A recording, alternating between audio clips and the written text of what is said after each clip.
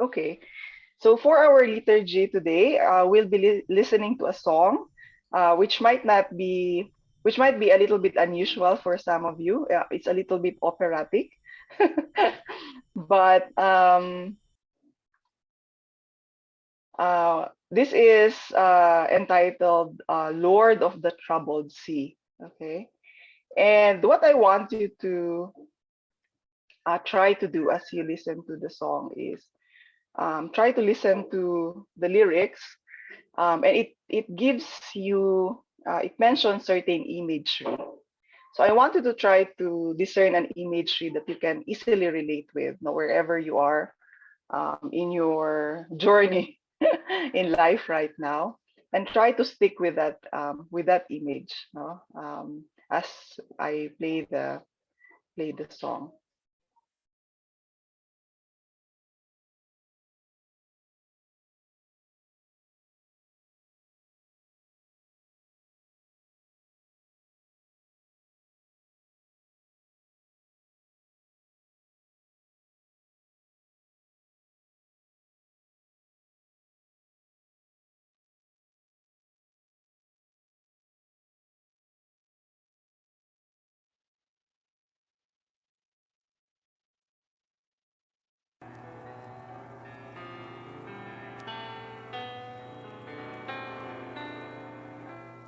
Lord of the troubled sea, when I'm walking through deep water, you alone can be dry ground beneath my feet.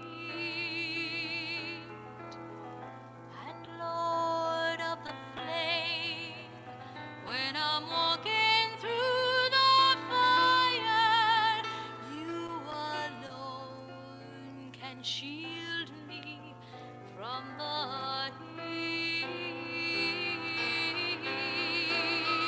And Lord of the desert, when I walk across the burning sand, my mouth with living water you can fill. And Lord of the storm, when the wind would tear my mooring, you alone are my word, peace be still. That's why I say,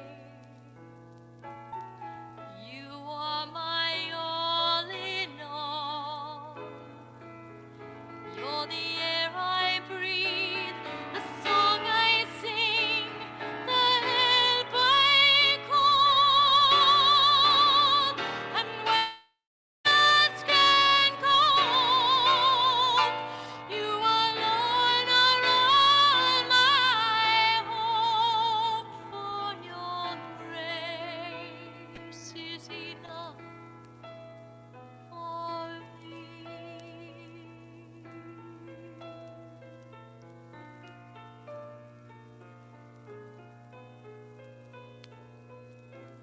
Lord, Lord of the night, when I'm walking through the darkness, you're my pillar of fire to lead me on my way. And Lord of the light, when the burning sun would scorch me, you're my Jonah's vine to shield me from the day.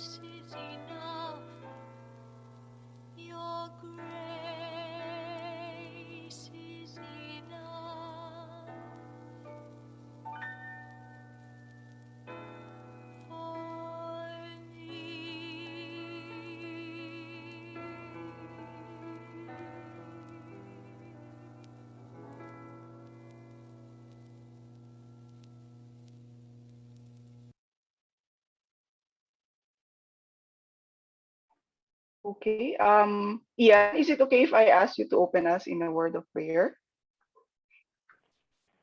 No worries. Let's pray.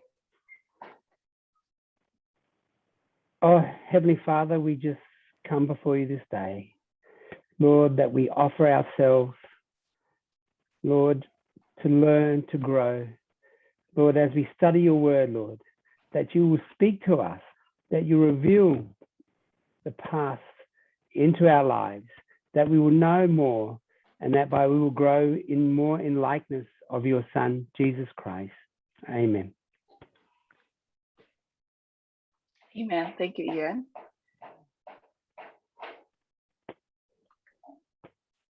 Okay. So just a few housekeeping matters. I've uploaded some of the papers that you can use for a sample um, for your exegetical paper. So those are some of the very good ones. I actually have a few more no very good papers.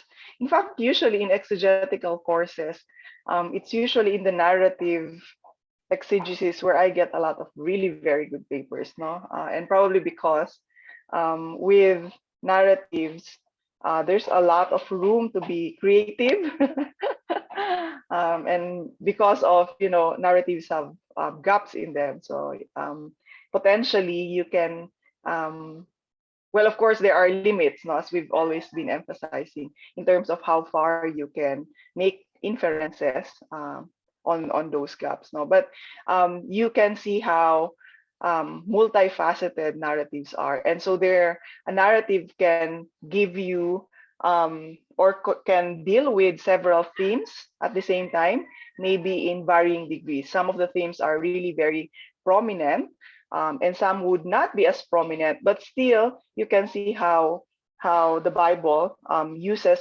narratives to actually deal with um, some of the issues. No, like one of the things that you will find in narratives, and in some other parts of the Old Testament as well, would be its implicit critique of its own culture. No, it might not be very very obvious initially, especially to readers who are not very keen on reading the text very carefully. But there are in many parts of the text, if you do a close reading, you will be very surprised how, even if it's not saying it, you can feel how it is actually critiquing um, certain aspects of the culture where the text was set. Okay. Actually, Judges 19 would be one of them. Another interesting one, well, Judges 6, no? Not Judges 6, 4, no, Deborah. That's definitely a critique of the pervasive or pervading cultural norm that was in operation during that time. And it was not just a culture that Israel had, but a culture that it shared with the ancient Near East, no? And ancient Near East being Asian. So a lot of it actually you can feel from, you can detect in indigenous Asian culture, and some of the we still have leftovers of it no, until now. So it would really be good to have that sensitivity to see so many parallels in terms of cultural norms. So I one time I gave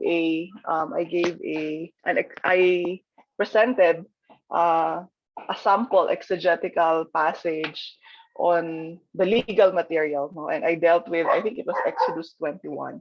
It was during our training for our translators at PBS, and I want gave me the task to give a sample exegetical paper on the legal material, and it was talking about slavery. And if you read it from just the initial reading, um, your the initial impression, and which is very important, no, initial impressions of biblical text, we call it naive reading, is always very important because it causes you to immediately get involved with the text, no.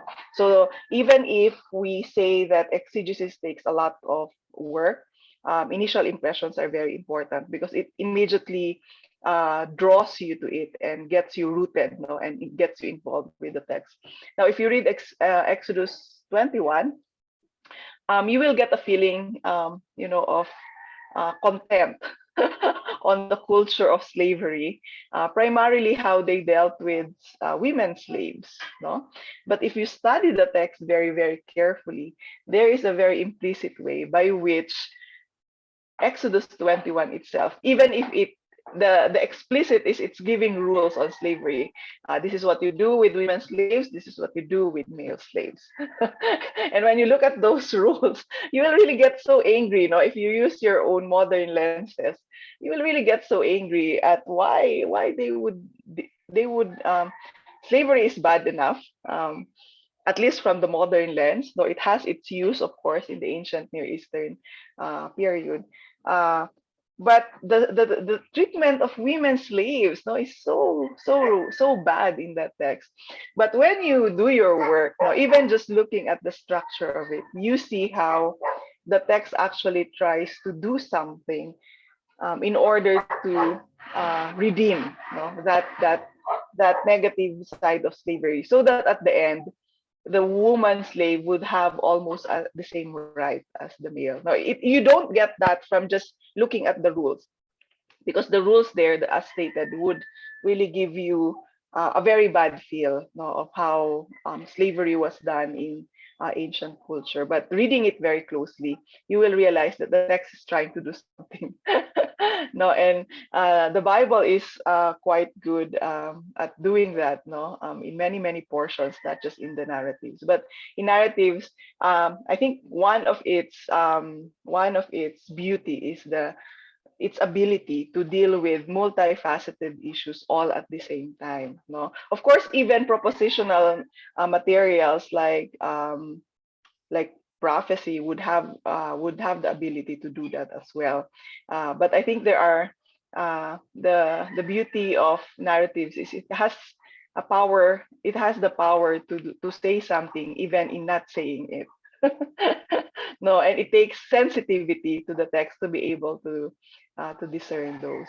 So the papers are there. You can go through them. The reason why I included two papers in on the Deborah text is I want to show you how two exegetical papers dealing with two different themes is possible, no? Even if they are dealing with the same evidence in the text, but they are able to highlight two different issues. Not the issues are not entirely or tangentially different, no. Of course, they have overlaps, but you can see there that it's possible to actually deal with two issues or more even at the same time. Okay, so go through the two exegetical paper in on Judges 4, the Deborah text. I've also included one by Therese. I think one of Therese's advantage is she's really an artist, no? So she has that kind of sensitivity, which personally I don't have, no. I'm a very structured person. Like I said, I was trained in engineering, so I'm so much of structure, no. And in a way, biblical studies has a lot of the discipline itself. There's a lot of structures in it, but at the same time, when you are reading the text, it really takes some form of creativity to have appreciation of the themes that come out of this material. There's also one by Gary. So Therese is no longer as actually the three papers, the two papers on Judges 4, they're already alumnus. The only remaining student there is the Gary. No? He's from the theology department.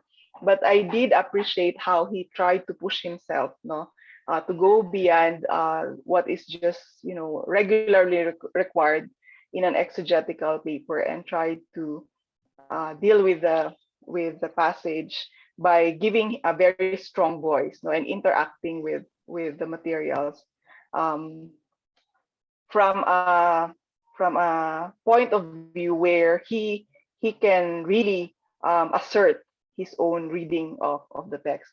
So I think among the four, he is the one that gives that very, very strongly. No, and it's always a challenge that I give to students who are taking higher exegetical courses.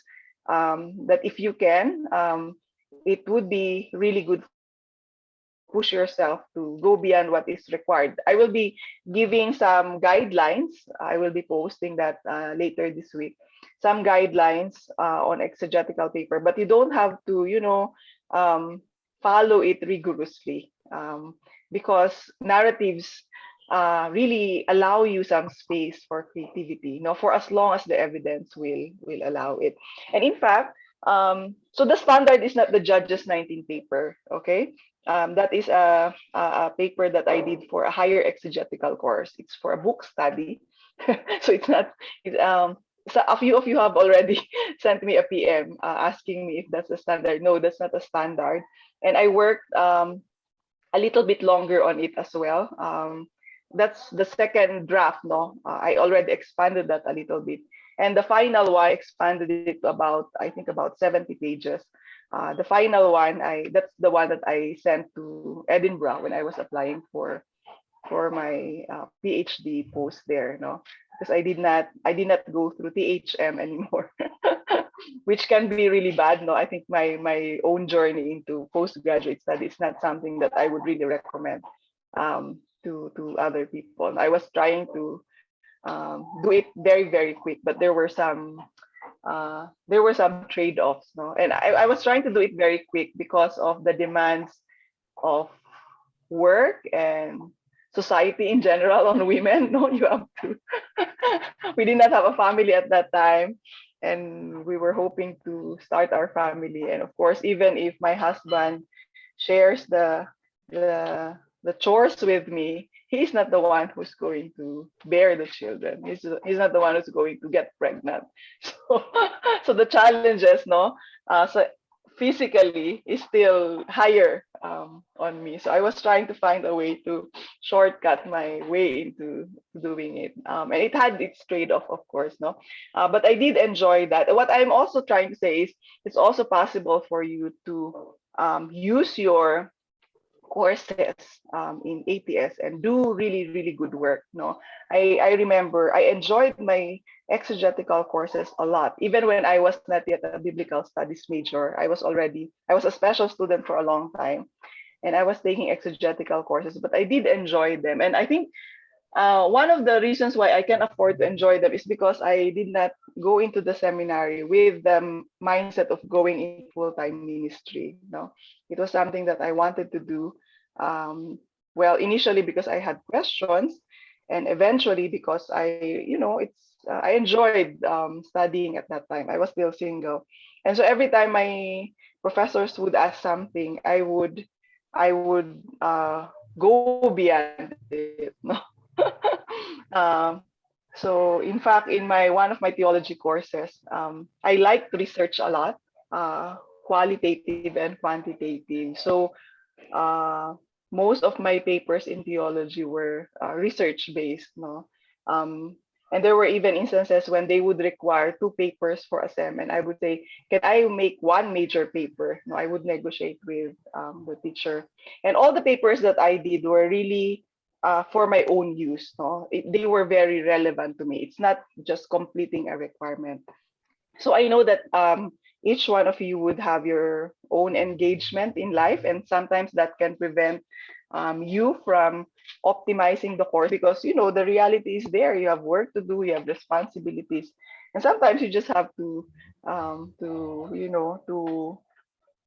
just finish the course or do the requirements. But I think there are ways by which you can optimize, no, like choosing a text that might be relevant to you. And I remember I mentioned that you're not just restricted to um, that's okay, Paul. Okay. You're not just restricted with the text that I gave you. If you're thinking of a different text which you think would help you a lot in what you're doing, or would you just want to reflect on it because it's not something that you've dealt with before, or you have questions about it, then just send me um, a message on Messenger. I think that's quicker, because my email tends to I don't check it as often. Well, I check it regularly, but not as often as I would see the messenger. The messenger is for emergency purposes. So immediately I would see messages there, no? So sometimes even if I don't respond to you in messenger, Eventually I would. No, so one of you asked me about her submission, and I did not respond for a few days, but I have it in mind, no, to check on it.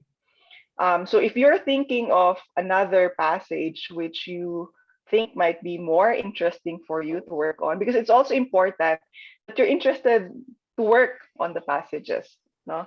That you, because that can help sustain the hard work. And hard, you can see that exegesis is a lot of hard work, no? It takes a lot of close um, reading and takes a lot of time from yourself in order to come up with a really good paper.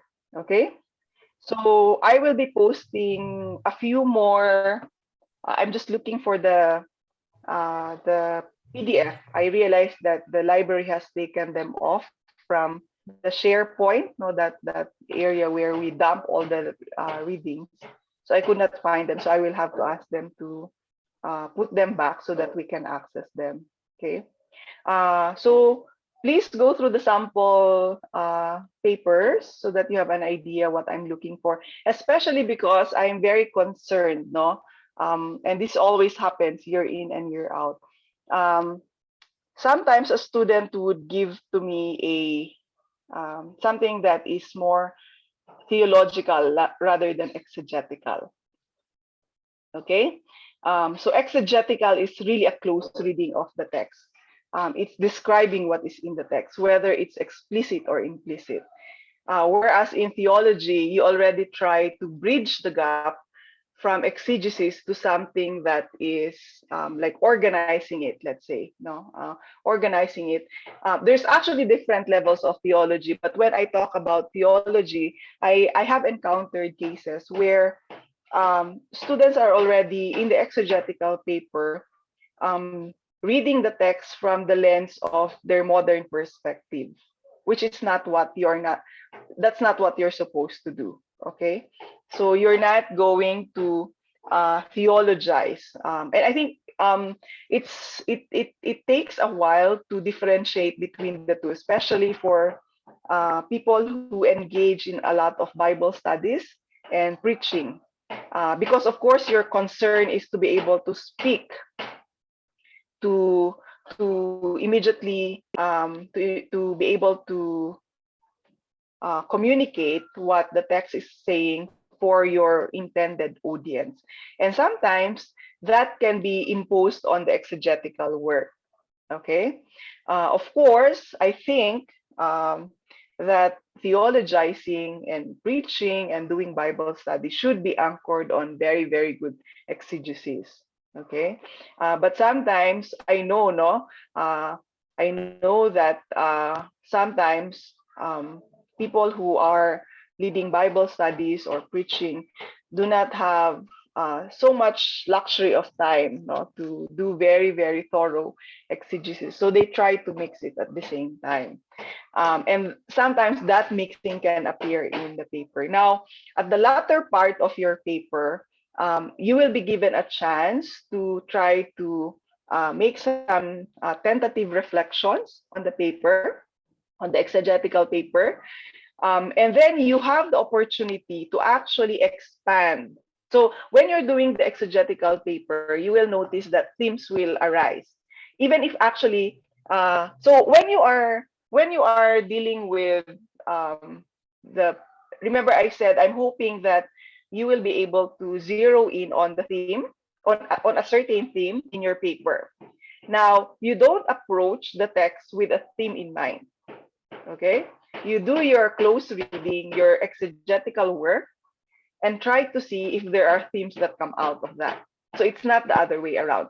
And it's not also a linear way where, okay, I do my exegetical work and then I see the themes and that's it. No, sometimes you have to go back again to your exegetical work and then go explore on the themes again and then go back again. And sometimes you might be doing your characterization and you actually need to go back to your structuring because you realize that you have misread some portions of the text. So you have to go back and maybe tweak your structure a little bit, no? And that's the reason why there's a book on hermeneutics called the hermeneutical spiral, because it goes round and round, no?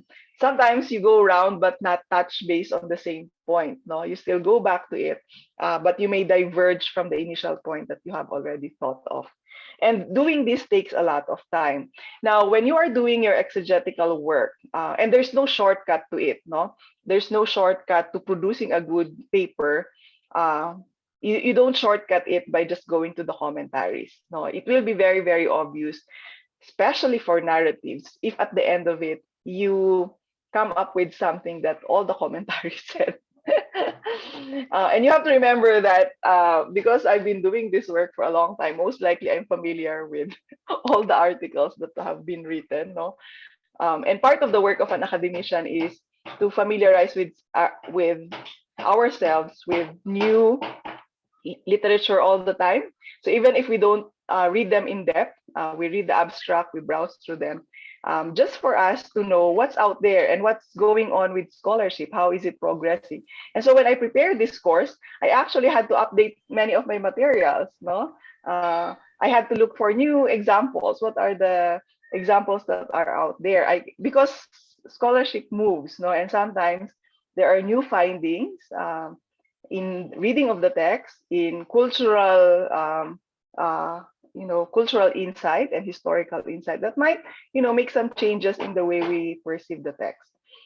So it's very important for you.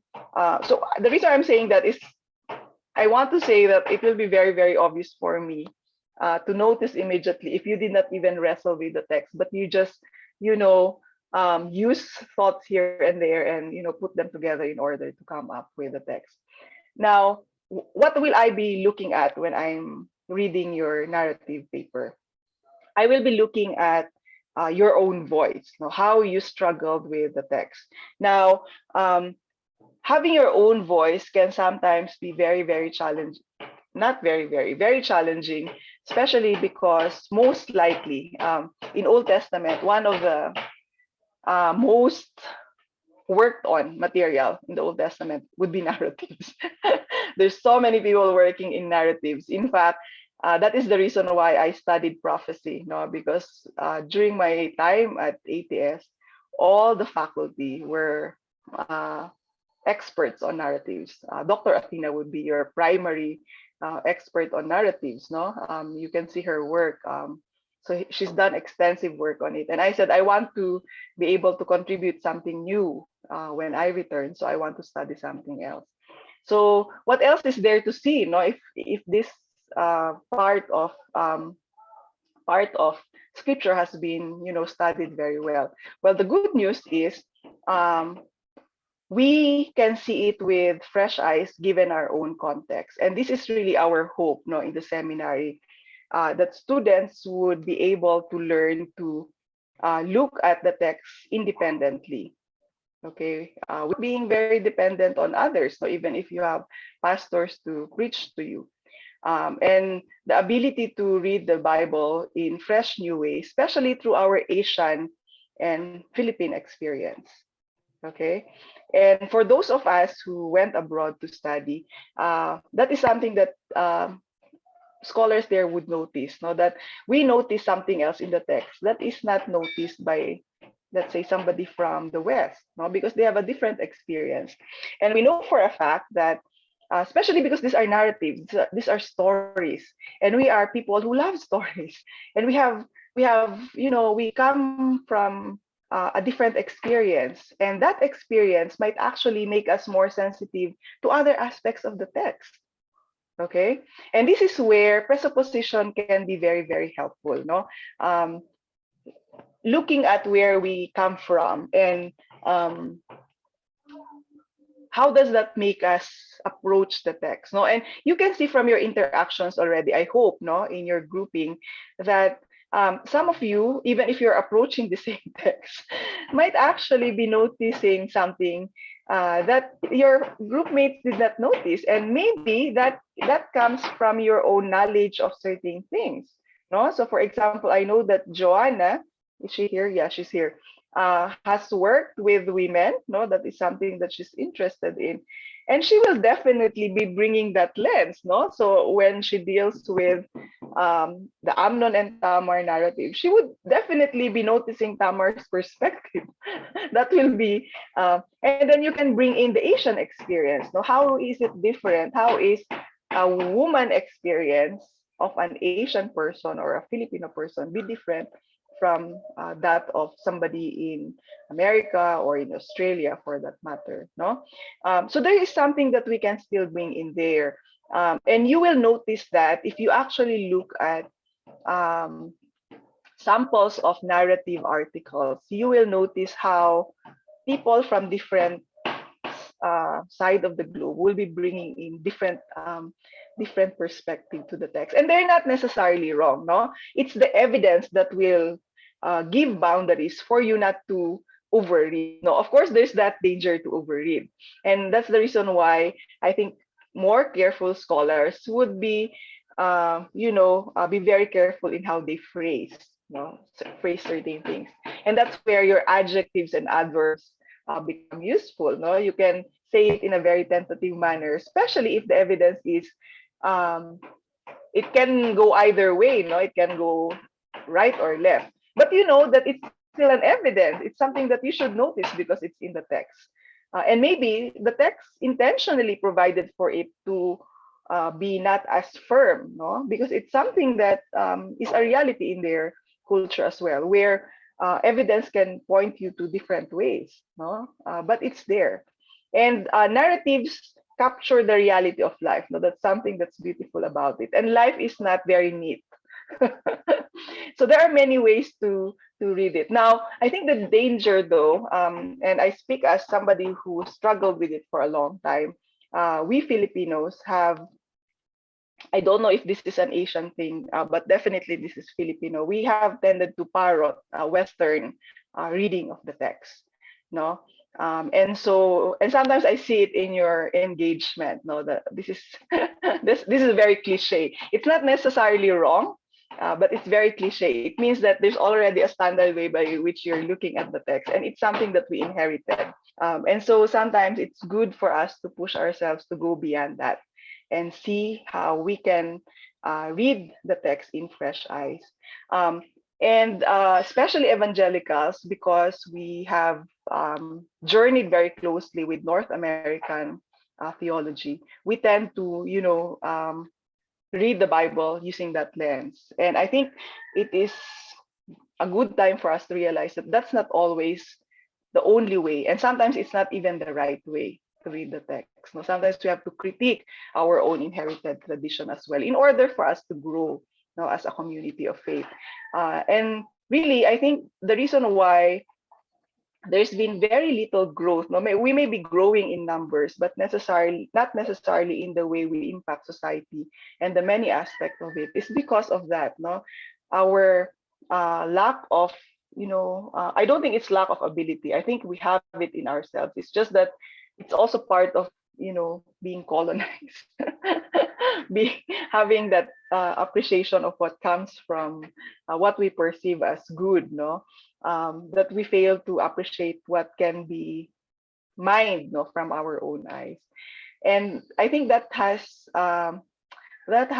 not allowed us to grow as a faith community in a way that may impact our society in a more significant way, no, because we tend to just get what is there in textbook, no, and it's mostly Western. It's just very recent wherein we have scholars really asserting voices and reading from an Asian perspective or an African perspective for that matter. No, Latin America went ahead, and so you have the liberation theology.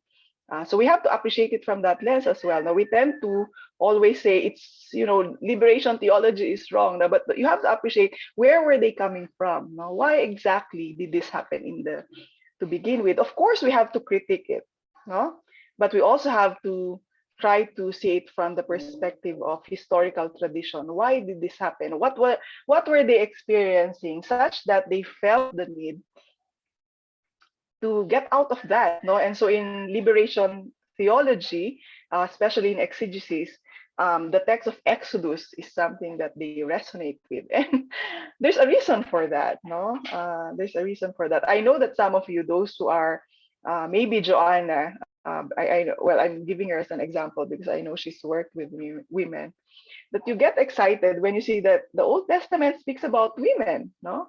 And it's not just women, in fact, abuse of women. You can get a sense of abuse of men as well in Judges 19, for example, and how they tend to suppress that. And what should be done about it? No, what could have redeemed that experience uh, if the Levite, for example, was given the chance, was not in a culture where it's more shameful, no, to because he was really attacked, no, as a male person. Uh, of course, the most victimized here is is the concubine, no, but you have to see it from different angles as well. And in fact, in counseling, those of you who are in counseling, I know that you would be dealing with aspects of the text like, the perpetrator would also need to go through processing, no? But I know that you have to choose. When you are in that work, you cannot be doing both, no? You have to either deal with the perpetrator or the victim, and you just have to make that choice, no? You can either do one, but not both, because the boundaries are very important, no? So you will notice that the text, the narratives will give off these layers of materials, and that will really say a lot in terms of that question of what is meaning in the text and the presupposition that there's only one meaning in the text. Okay, you can see now how multi-stranded that the texts are, and here each one of you will hopefully be able to challenge yourself to see it with fresh eyes. Now, what do you do in order to push yourself? Well, at the very least, what I would want you to do is to try to do your work on your own without going to the material to secondary materials first. Okay, and try to discern, those voices. Do the skills that we've been building on characterization, and you know that there are overlaps within these skills, no? That when you're doing characterization, you might actually be looking at point of view already, or when you're doing point of view, you might actually be enriching your initial experiences of characterizing the characters in the text, no? Because they're not the skills are not supposed to be standalone skills. No, in fact, when you formulate the paper, I want you to formulate it such that you are already. It's also like telling a story. It's not separate or characterization, a separate structure. You can separate them, especially if it adds to your argument. Okay, like for example, if you notice the Judges 19 paper, I did a very lengthy discussion on the structure. And because I wanted to lay down, it is part of my argument. Okay, but if the individual skill is not part of the bigger argument, then combine it with the others. So for example, you can be looking at so try also your final paper should also be framed from the point of view of prose. Now, how do I present the evidence so that I say what I want to say, that this is what I discern the paper is trying to say. Now, in order to have your own voice, so you do your own work, and I want to be able to see that in the text. Now, the thing is, in an exegetical paper, it's not just you who have done work on the on the text. Most likely, a lot has done work on it already. Okay, so what I need you to do is to interact with the secondary material. So that's the second phase. You can now consult the secondary material in order to see what other scholars are saying. And sometimes you can say, oh, I agree with this scholar. Okay, so you can say CF, he also said the same thing. Okay, or you can say, I disagree with him. There's another evidence here. Or you can say, he's making such a strong claim. I don't think it's not that strong, no, because of so and so. So that's your own voice. Or it's possible to use materials and build on them. And that's what I did with Judges 19, no? Because I wanted to, actually, that was a very intentional paper. By that time, I already know that I want to do postgraduate study and I want to skip the THM portion. So there's for biblical studies, before we can go to PhD, we have to go through THM. So I wanted to skip that whole degree and push through with PhD. So I already had that in mind. So I wanted to make the paper really really a different one from everything that's happening in there. So you will notice there that I used a lot of pwede rin mag-skip ng MDiv. Hindi. Okay. I use a lot of materials but built on them. So use them as part of my evidence or part of as I develop my own evidence. So you can use that as well. No, even if um, you're not necessarily proposing a new theme, no, but you can look at it from a different perspective, and you can build on the initial work of some of the scholars in order to make certain claims about the text, because um, you need to acknowledge that work has already been done. And as I've already mentioned, I'm quite strict when it comes to plagiarism, no? And plagiarism is not just 30 seconds. Let me just get some water.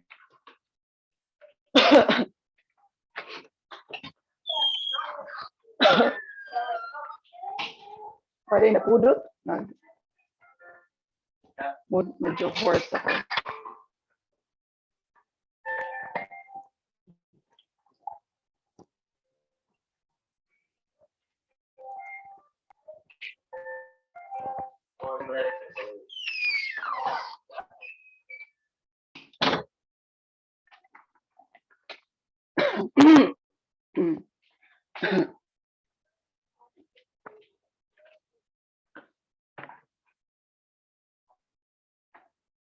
Okay.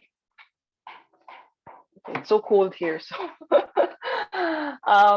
so plagiarism is not just lifting material. No, it can also be lifting ideas, and sometimes it can be unintentional. So, exegesis is partly research. It means that you have to exhaust.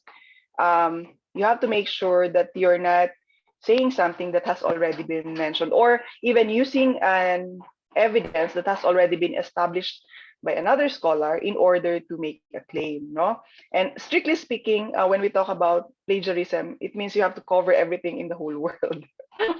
Okay, but at least for our purposes, because we don't have really the access to all the libraries in the world, that's what you do in PhD. You have to have access to everything. At least make sure that it's not something that I can find in the library or online or in the databases, and you did not cite it, no, especially if it's already been there. Okay, so like I said, you can disagree with like, remember in your forum, in the first forum, what was that?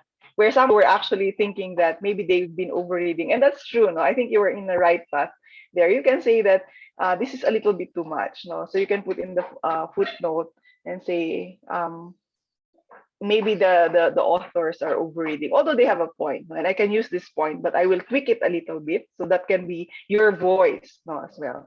So you can establish those assertions. Now, while you're doing that, it would be good also to keep in mind the final requirement, which is something that you can do very easily, especially if you've done the exegetical work, which is your teaching material. If you're a CE major, maybe that will be a good one. Or you can make a Bible study. In fact, on Judges 19, I've actually used it to do a workshop for women. No, and this is women, not evangelical. They asked me. There's a group of women, a group of feminists, in fact. No, they asked me to do a workshop with them, and they said, "Can you bring in your voice?" No, as they knew that I did some work with women before, especially writing, but they said we'd like to hear, what you have to say about it as well. And I think that is part of being a good witness, no. Um, being able to establish your credibility such that you can bring the voice of the Bible even in the discussion of women. And I use that to do a workshop. And it was very, very nice. All of a sudden, they appreciated that the text of the Bible has something to say. Whereas in general, people who do not read the Bible a lot would, get the wrong impression about it. That it only talks about annihilating people and things like that. And it really can be a turn off, for people. So it would really be good for us to be able to do that. So try uh, as you do your exegesis, themes will come out. No? Now, what you do in the last paper is to try to think of it's possible that you're dealing with a major theme in your exegetical paper that can be broken down into several themes. Okay, and sometimes the sub themes might not be relevant to your immediate audience, like let's say in the church, but some of the themes might be.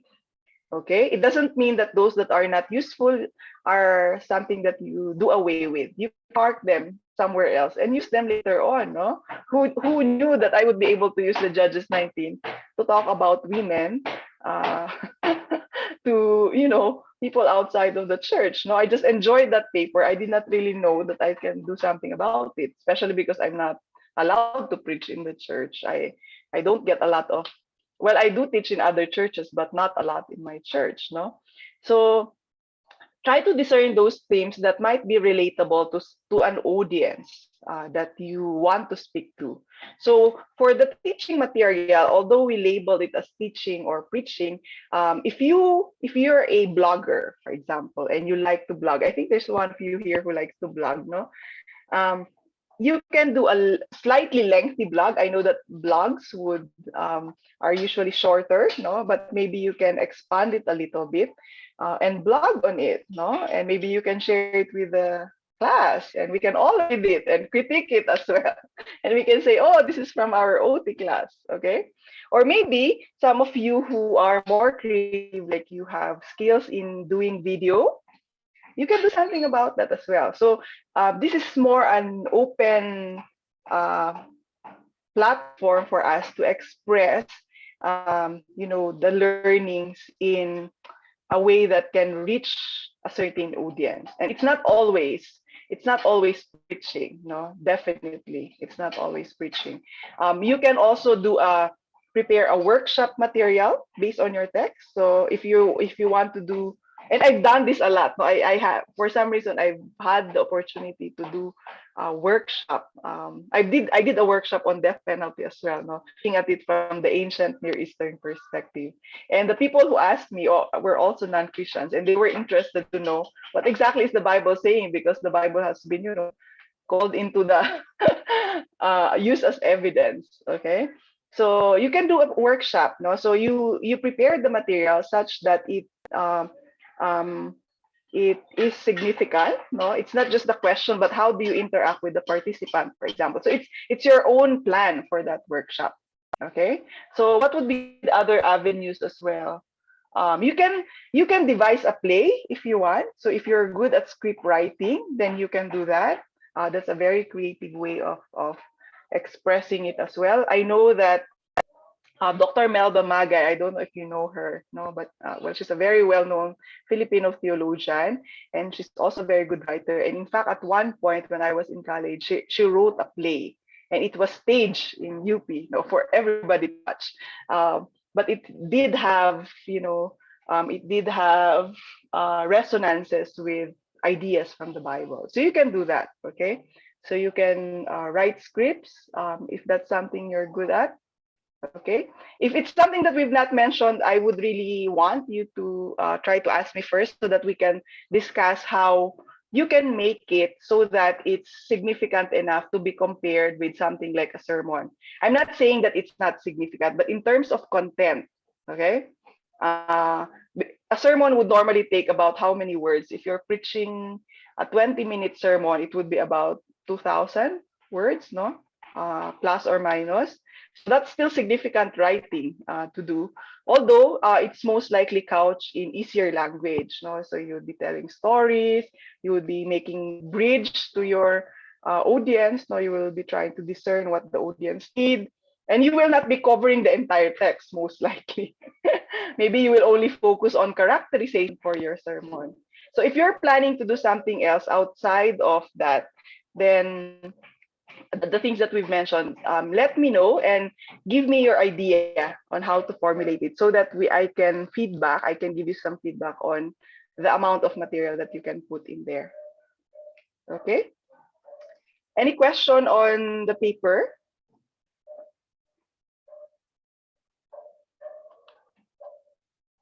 Okay, so you're all ready. Okay, now the paper, please do consult. Okay, especially if you're doing your work and you're already seeing some themes coming up, or let's say you're you have noticed multiple themes and you're not quite sure which one to deal with in your exegetical paper. Then you can use me as your interlocutor. You can say which one would be a better way to approach the text, because sometimes a theme might be there, might be very challenging, especially if this is your first time to do it, not to really pursue it. And I'd really want you to enjoy the experience. So sometimes, even if don't immediately think that if the theme is so common that you cannot give a fresh voice. Definitely you can. So you might actually be seeing a theme that is already mentioned by a scholar, but you can approach it from different angles. Okay, and that might actually be better than, let's say, coming up with a theme that's not very explicit, and so you'll have to be exercise so much more sensitivity. I'm not saying you can do it, but exegetical skill is something that you build on with experience. So you get better each time. Okay, you get better each time. That's the good thing about it. I have a question. Yes. When okay, for example, we already have the text for the exegetical paper, and do we go for the biggest, the most obvious theme, or can we choose? Well, it's up to you, but it would really be well. The danger with the most obvious thing, no. Well, not it's been dealt with, no, by many already. Um, that's not to say, however, that you cannot bring in fresh voice, because I think there are still ways to bring in fresh voice to the same major theme or a more obvious theme, especially if you exert a higher level of sensitivity or draw more from what you know. Okay, uh, or because definitely anybody who's studied in the West would know this, that you will notice things that Western people will not notice in the text. That is very definite. In the same way that when I was in Ateneo, it was a Catholic, seminary. I realized that my baggage as an evangelical was so heavy because they are able to see things from the text that I haven't seen, primarily because it's their first time to read the text. And I've read it over and over and again. And what I see is just the cliche. So I'm not saying that it's not possible, okay? But maybe try to be very discerning. So what I would do is you still do the exegetical work. Try to discern several themes that you can deal with so that when you go to the secondary material, you can see what's out there and see if you can still add something to it. No, of course, there's a limit also to, especially in terms of skill. No, as you're building your skill, it's possible that you might not still be able to see some new things, primarily because you're still building the skill. So it might be more useful to look at it from a different angle, for example. Okay, so look at it from the perception of one of the characters rather than, the narrator. Okay, and bring in that voice, for example. And it's still very obvious because it comes from so maybe in your paper, although you will be using all the skill, as you move to work on a certain theme on the paper, then you will realize that you are more inclined to be using one skill a little bit more over the others. Okay, so that can come out as well. but it doesn't mean that you disregard the other skills, because you notice that they overlap, and you can enrich your characterization as you work through space and time. You can enrich your characterization as you work through perspective, whose perspective, right? So it's not just what is implicit, what is explicit, but what is implicit in the text as well. So I would really suggest, while you're working on your initial work, try to discern several themes so that you can make a decision later on. Of course, it's possible, no, especially if this is your, maybe this is your fourth exegetical work already, that you've developed such a strong sensitivity to the text, that even if you've not yet gone through the secondary material, you can already start tracing your argument. You can list it down and say, I want to trace this. No, so that is definitely possible. Okay. So we just give a nod to the other themes like that, or just ignore them? Um, it's not really ignore them. Most of the time, you still use the other thing. You mean when you're choosing the Yes. theme, Yes. So what if I see around three themes in one text, and then I and then choose personally to work? I choose to work on one theme. I Yeah, just ignore the others, or I give a nod. I mention that there's this, but I would like to focus on this. it's possible. Yeah, and it's also possible that you might in as you work on the strong theme that you want to focus on, or not the strong, the theme that you want to focus on, that you might actually be you don't necessarily park it, all of it, and not work with it. Most likely you will be dealing with some aspects of it. So for example, the Judges 19, so much has been written on it, on women and hospitality, and I've used those themes as I also develop my own perception of the theme. Okay, so I cannot imagine a situation where you entirely, you don't deal with any of it. So if you look at the judges' four papers of Bless and Henson, you will see that they're actually using each other, although they might not be knowing that initially, because they were doing the paper at the same time. But you will see a lot of overlap. Okay. So it's not entire. Sometimes you'll have to, although it's especially for narratives, no, you don't totally park it and not, don't even mention anything about it. But of course, you have to be judicious in terms, because you're trying to develop an argument towards the theme that you want to develop. Um, then you deal with other themes, maybe not in the same degree, no, as you would with okay. Okay, just a few comments on the Judges 19 before we go to uh, the the First Samuel 15. Um, some of you have noted the low view of women. That's very, very true. And like I said earlier, it's a culture that is not unique to Israel. So let's not idealize it. It's not part of the inspired word of God. Okay, it's a culture that it's shared. It just so happened that that particular passage sprung out of that, and it's a culture that is it shares with the ancient Near East. It's not unique to Israel. Okay, the excessive patriarchy, no, the very low regard of women, um, and I think this is also maybe a way for us to realize that all text is culture bound. So we have to be very, very discerning, especially if in many issues in church and society, if what we are imposing is the culture rather than the theology behind it. Okay. Especially on matters where we might actually unnoticingly be oppressing a certain sector of the society. So we have to be very careful of that. No? So we have to realize that all text is culture bound, in the same way that you notice honor and shame. No?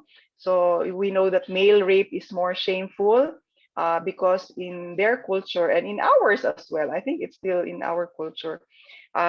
When a man is raped or sexually abused, there is the idea, at least in the ancient Near East, that the man has been feminized, and that is shameful for them, not to, a macho man. They might not have the term macho, no, but they have that perception, that if a man is feminized, that is shameful. And that's the reason why, even the servant was on a better, the male servants were in a better status compared with the concubine and the daughter. No, the daughters, the the old man was willing to give off the daughters, no, and the Levite, just showed away the concubine. So that's also part of their culture, and there's been a lot of research on this. I think I used Victor Matthews in my paper. I think there are more now because that paper was written in 2006. There are more research now on those cultural norms in ancient Israel and ancient Near East, no, which can lend more insight. Okay, but this also can be a good text to talk about, the perspective of male who have been abused. No, what look at how it ended up. No, when male have that perception that they cannot speak of it. No, remember in in our previous exercise, you compare the insight of the Levite and the insight of the narrator. And the Levite himself, when he was reporting what happened, he was reporting it to the elders or the people in the community. He did not say that he was threatened sexually because that is shameful. No, he zeroed in on what happened to the concubine. Okay, he did not say, well, they first threatened me, and so this happened. No, and that can really go back to the idea of honor and shame in biblical Israel. And it's very Asian as well. We have a concept of honor and shame. Maybe it varies from culture to culture, the things that we are that deals with this honor and shame thing. And so sometimes it's not guilt that operates, but it's honor and shame, right? I've been watching some well in Korean, I know they have a very strong honor and shame culture, such that um, yeah, there's a show that I was watching earlier where the the daughter went to the father and told him that he was sexually attacked, no, and the father did not say anything. So the daughter felt that the father did not care for me. And so she brought that with her growing up, at least in the TV series. It was one of the themes in the TV series. She brought it with her growing up, that she did not speak about it. So when her husband started physically abusing her, she did not go back to the parents to talk about it. The other side of it, now this is your different perspective in the show. It showed that father, he did not say anything. Like David, he did not do anything, or Absalom, he did not do anything. But at the back of it, he was, formulating a plan. But it's because of the honor and shame, he did not say anything about it. So the father apparently went to the guy who is actually the son of his boss, and he beat him up. But he never said anything to the daughter. Both of them were affected because of this. So the daughter grew up with this notion that I cannot talk about it.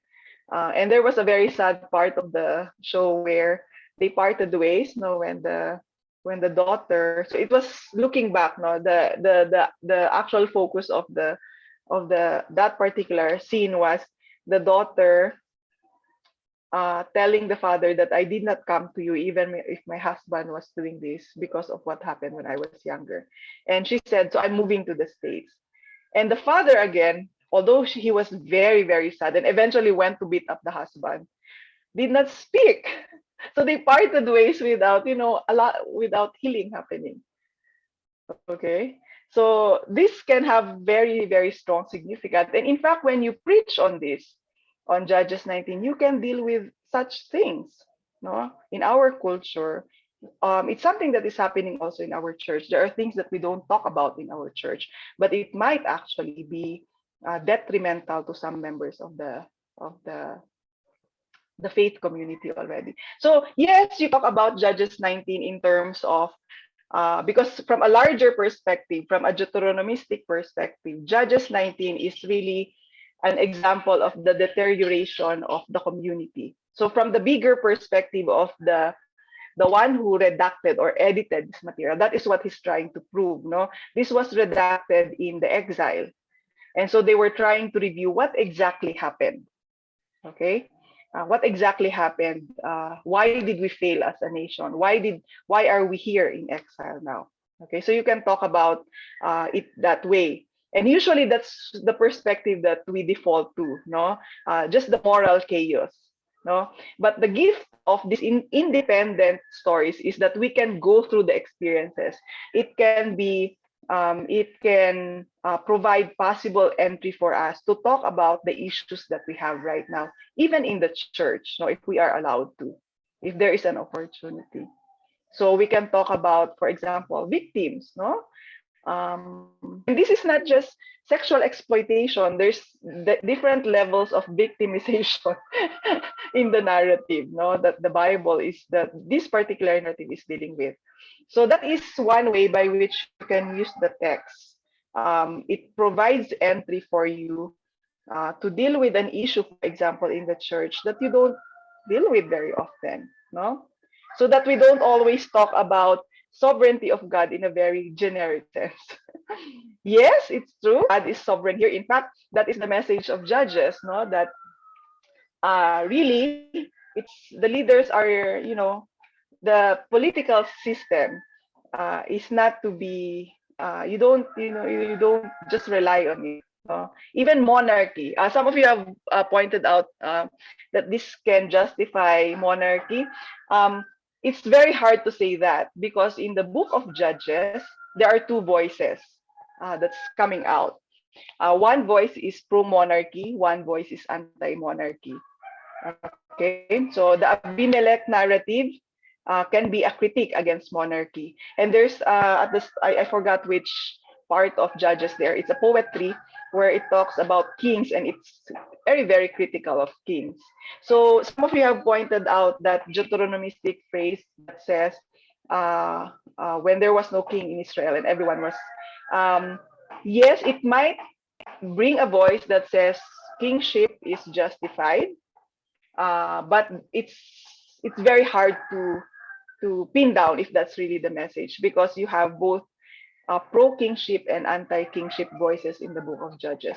And once you go to Samuel, the feeling towards kingship is also there's a hesitance. No, in fact, it's as if kingship was the way it's portrayed in the narrative is it's the convenient thing to do. No, they needed it for military, military. If you look at First Samuel 1 and 2, no, military expediency, no, but there's a lot of voices um, that critiques kingship as well. So you have two competing voices, and you can look at it. This is where those of you who are in the biblical studies can use other methodologies to look at it. Like for example, looking at it from the perspective of sources. No, remember that these were all oral before.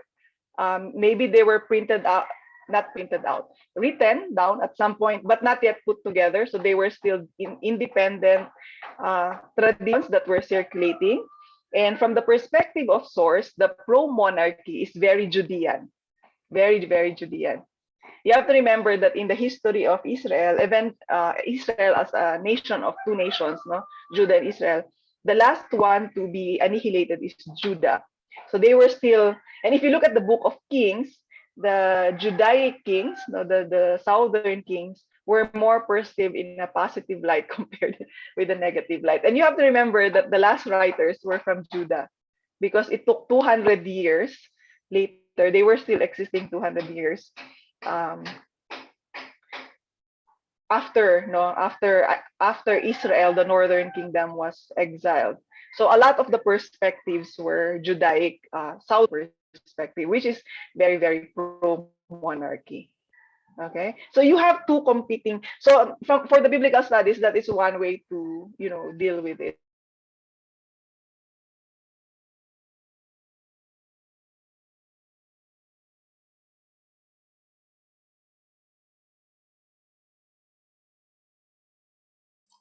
Okay, class dismissed. Joke lang. Kanta ka muna, Albert. Ano? Kanta muna ako. Ayoko. Kanta ka muna. Wag. Intermission number. Dito after hours eh. Yung baby. Pakantahin mo na yung baby. Oh, you sing a Special song. number. You sing a song daw. You sing a song. Sing! Ayaw. Ayaw niya kumanta. Hello, everyone. Hello. Hello. Na ito. To listen to difficult topics. I was kicked out of my own meeting. Alam ko class dismissed na eh. No. Okay, bear with my internet connection. It's not really very good. At special number yung baby ni Albert. Oo nga. Oo nga. Diba? It's so nice to have the kids of Albert all the time. I was talking about the kingship and Messiah. Well, in the bigger perspective, yes, you have that. But I also want us to try to suspend that a little bit because that's a very, very canonical reading and reading the Old Testament from the New Testament lens. And I want that us to try and do that for. Okay, class dismissed.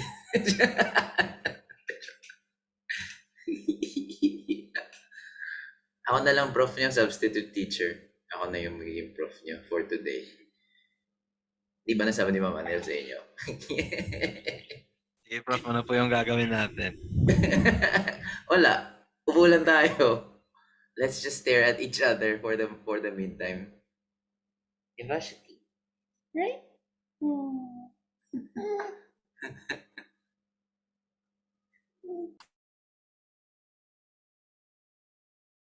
Nawala na si ma'am.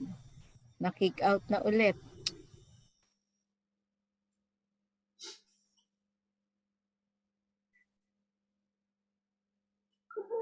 Start. Ayan na. Yun na. Keep calm. Keep calm daw, keep calm. O wala, ako na talaga yung magiging prof. Ayun. Pwede naman. Pangarap yan ni Albert. So prof na pag after hours, Albert is our prof. So you should attend because it's so much fun.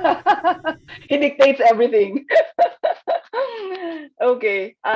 When you talk about I was talking about Messiah, no, and yung kingship. Like I said, kingship itself is not a very neat theme in the Old Testament. So it's not pro kingship totally. And there's a lot that's been written on that. Now, on the Messiah aspect, the perception of a Messiah in the Old Testament is different from the perception of a Messiah in the New Testament. So we have to be very careful not to jump immediately to the New Testament aspect of it. Now, let's stay first.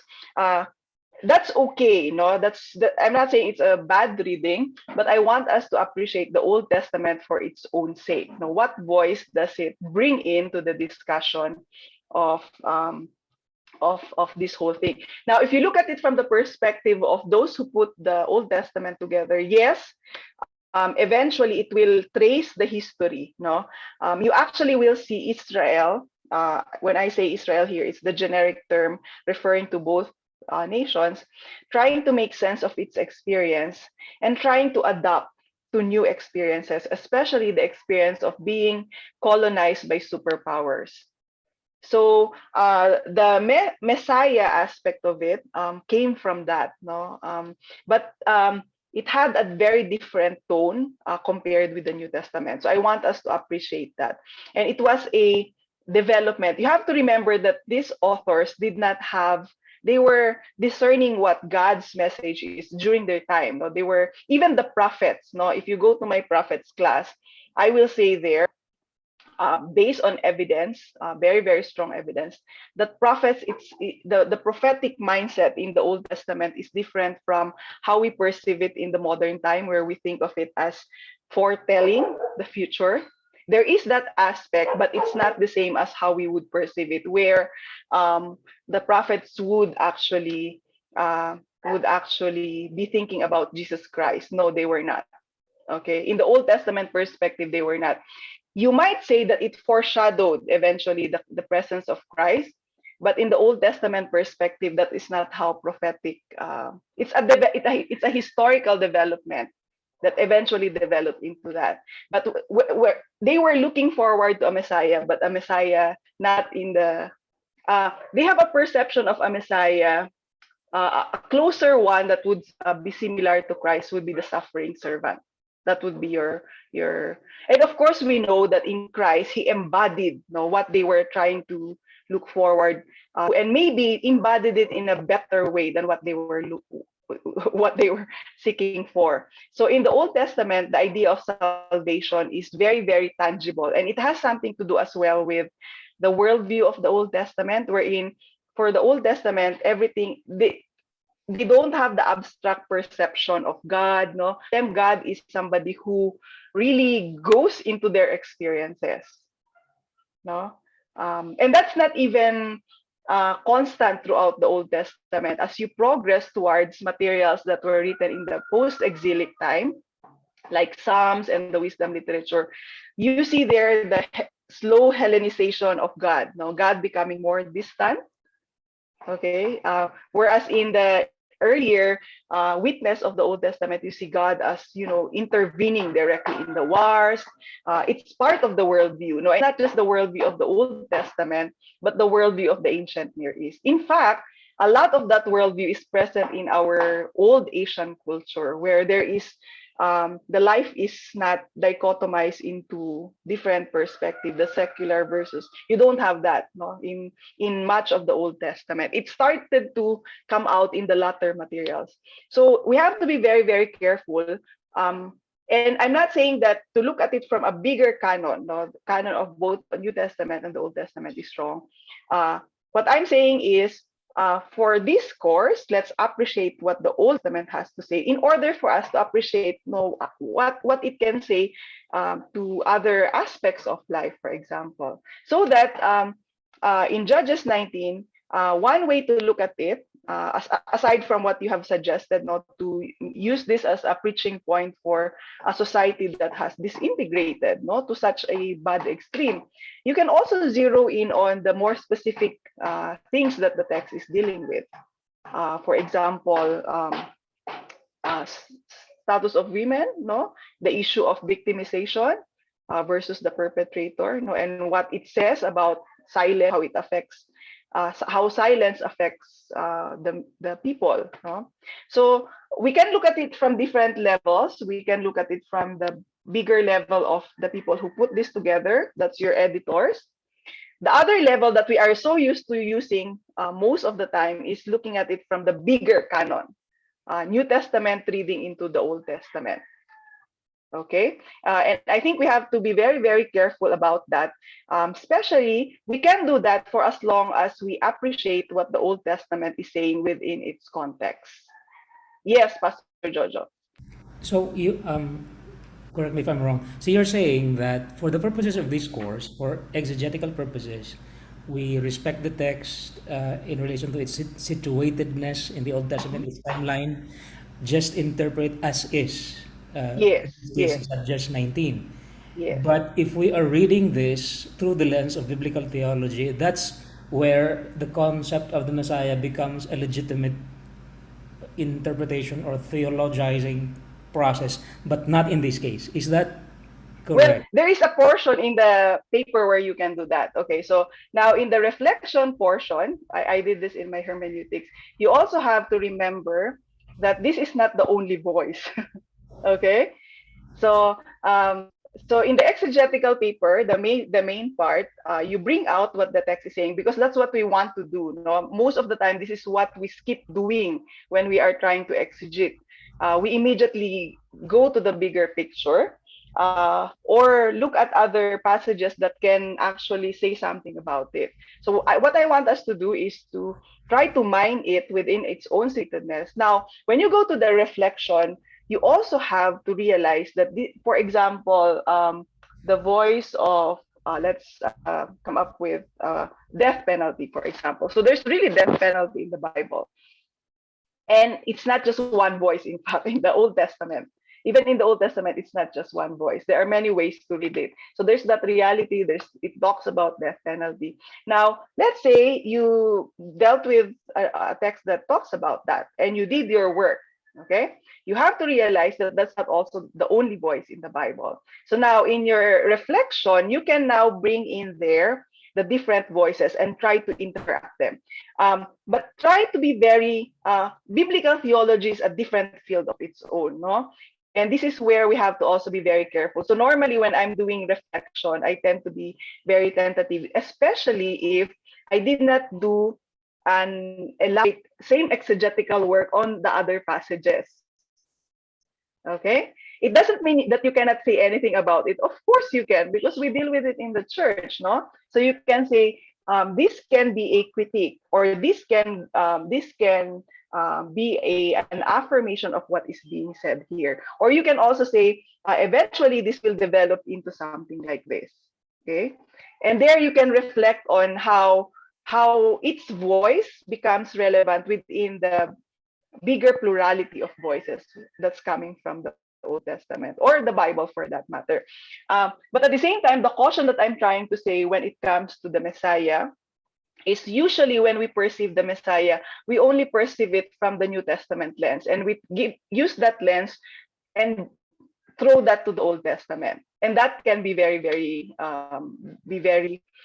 I think it doesn't do justice to the Old Testament, no, what it can contribute. So when we talk about Messiah, I think there's a very good way to link the notion of, so for example, if you want to use Judges 19 to talk about the development of the you can look at it from the perspective of the one writing from exile. You can say, well, he was writing this to make an assessment of their community, which eventually will degrade and degrade. And even in the kingship period, there was really no, it didn't really provide a good solution as much as they would wanted it to have, no? And so during the prophetic period, this is where they started looking for that ideal king. Okay, and in that ideal king, in fact, what they were looking forward to was a real king, no, a military king, no. Uh, but that is not just the only voice of the Messiah in the Old Testament. The one voice that I really like, I think, because it resonates with Christ so much, is the portrayal of the Messiah in the suffering servant. I like image. So you have there different voices. And there you can really see how they're trying to make sense of their experience and which are the models that would, each model is not perfect on its own. So you have, and some models would be more mature, I think, than others.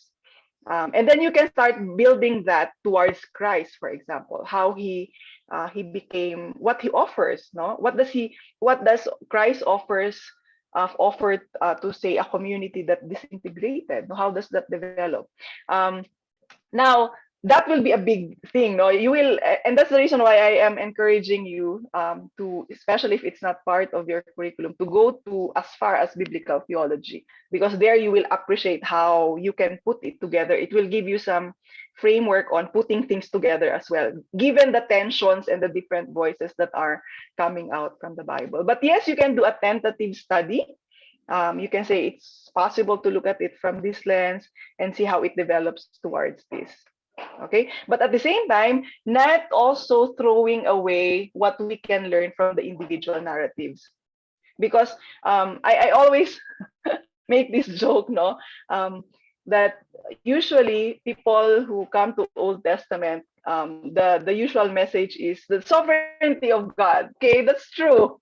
God is sovereign in the Old Testament, but the sovereignty of God is explored in very unique and very specific ways in the different aspects of the Old Testament. And that is what I want us to bring out, because it's possible that these different experiences can resonate with experiences of people and it can be relevant to them. Okay, rather than just, giving those cliche. Okay. So those are the things that I want you to try to struggle with in very, very specific ways. Okay. There you go. Okay, so we've spent so much time on that. I want us to go to First Samuel 15. One of the narratives in the uh, I've I've taken a look at the submissions, and I'm glad that you are all submitting. Let me see. Let me just have a look at the question. And I want us to have just an open discussion, no, on First Samuel 15. No, this is actually this particular is the second incident where uh, Saul was rejected. No, he had two rejections. Poor Saul. He was rejected in chapter 13, and then another rejection in chapter 15, and it's downhill from there. Um, I don't know why I resonate with, not resonate. I feel for Saul so much. He's like a character that I want to hug if he's around. I feel so sorry for him. Um, every time I know that he has so many faults, no, but he does that to me. You know, such a That's tragic. Yes, that's Ian. your that's your mothering instinct. You want to Yeah, help maybe. the bad boy. You want to help the bad boy to reconcile him to the father. And he's also not entirely bad. You will, well, I Yeah. hope you've seen that in the, even here. Oh, let's have a look at 15. Okay. Can we look at competing perspectives? We will notice here that there are, it might not be a very strong voice, but you will see here that is an effort of the narrator to show that Saul was not entirely that bad. No, there are good aspects of him. And this really reminds me of what Dr. Raymond Narag. Raymond is a friend.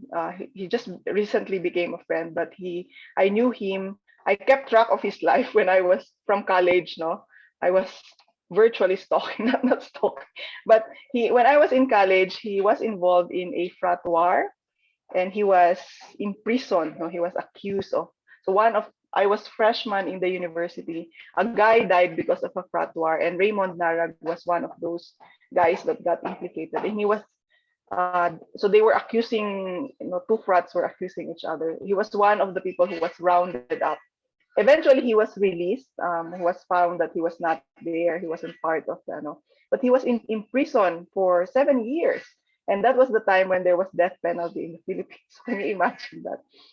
What he did though was to make good of his life. So while he was in prison, uh, he established an educational system in prison. Well, the Filipinos will not the jail system here is so horrible that Quezon City Jail is 300 is 500% of its capacity. No? That's how bad. So there, if you've seen that picture where they're lying beside each other, that's true. No, in Quezon City Jail. So when he came out, he studied very well, and he went into criminal justice system, particularly penology, no, as part of his and his work. Although he's a professor now in the U.S., um, he's a professor now in the U.S. His work is mainly on Philippine jail, and he comes home very often. All his publications are about the Philippine jail system. He comes to make trainings, no, to do trainings. And in one interview that I hosted, I asked him, "Can you really say that there is a hardened criminal?" And he said, "This is how he said. Well, there are hard crimes. No, there are very hard crimes. But if you've been in jail, no, so he said, I've been in jail and been incarcerated with people who've done, the worst crimes you can imagine. Raped several women, did this, did that. But when you listen to their story, there is always an aspect that where you can go to potential opening for redemption.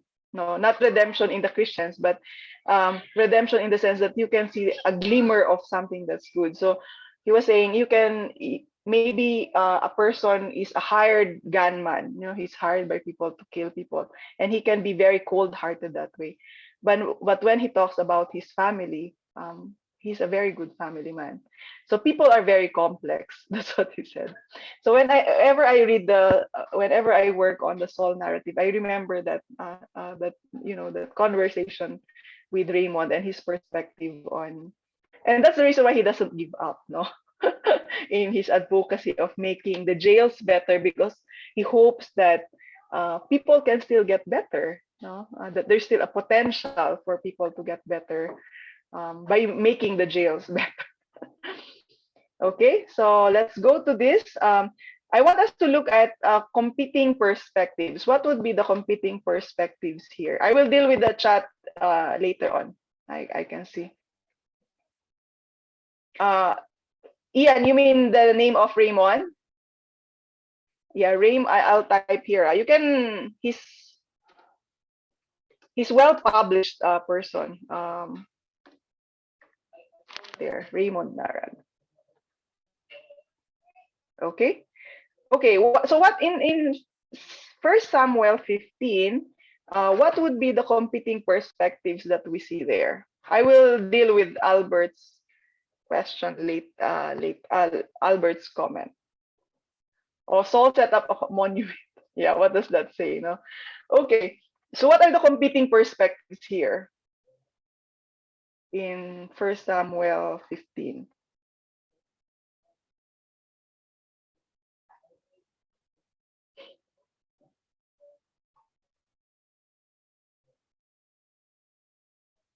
Come on. What was the question?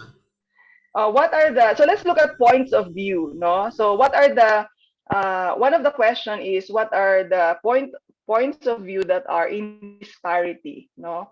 And later on we will see, were there points of view where eventually they converge in terms of perspective? So what were the point of views in First Samuel that were, not synced with each other? Primarily because maybe one character knows better than the other, or the reader is given a perspective that is not known by some of the characters.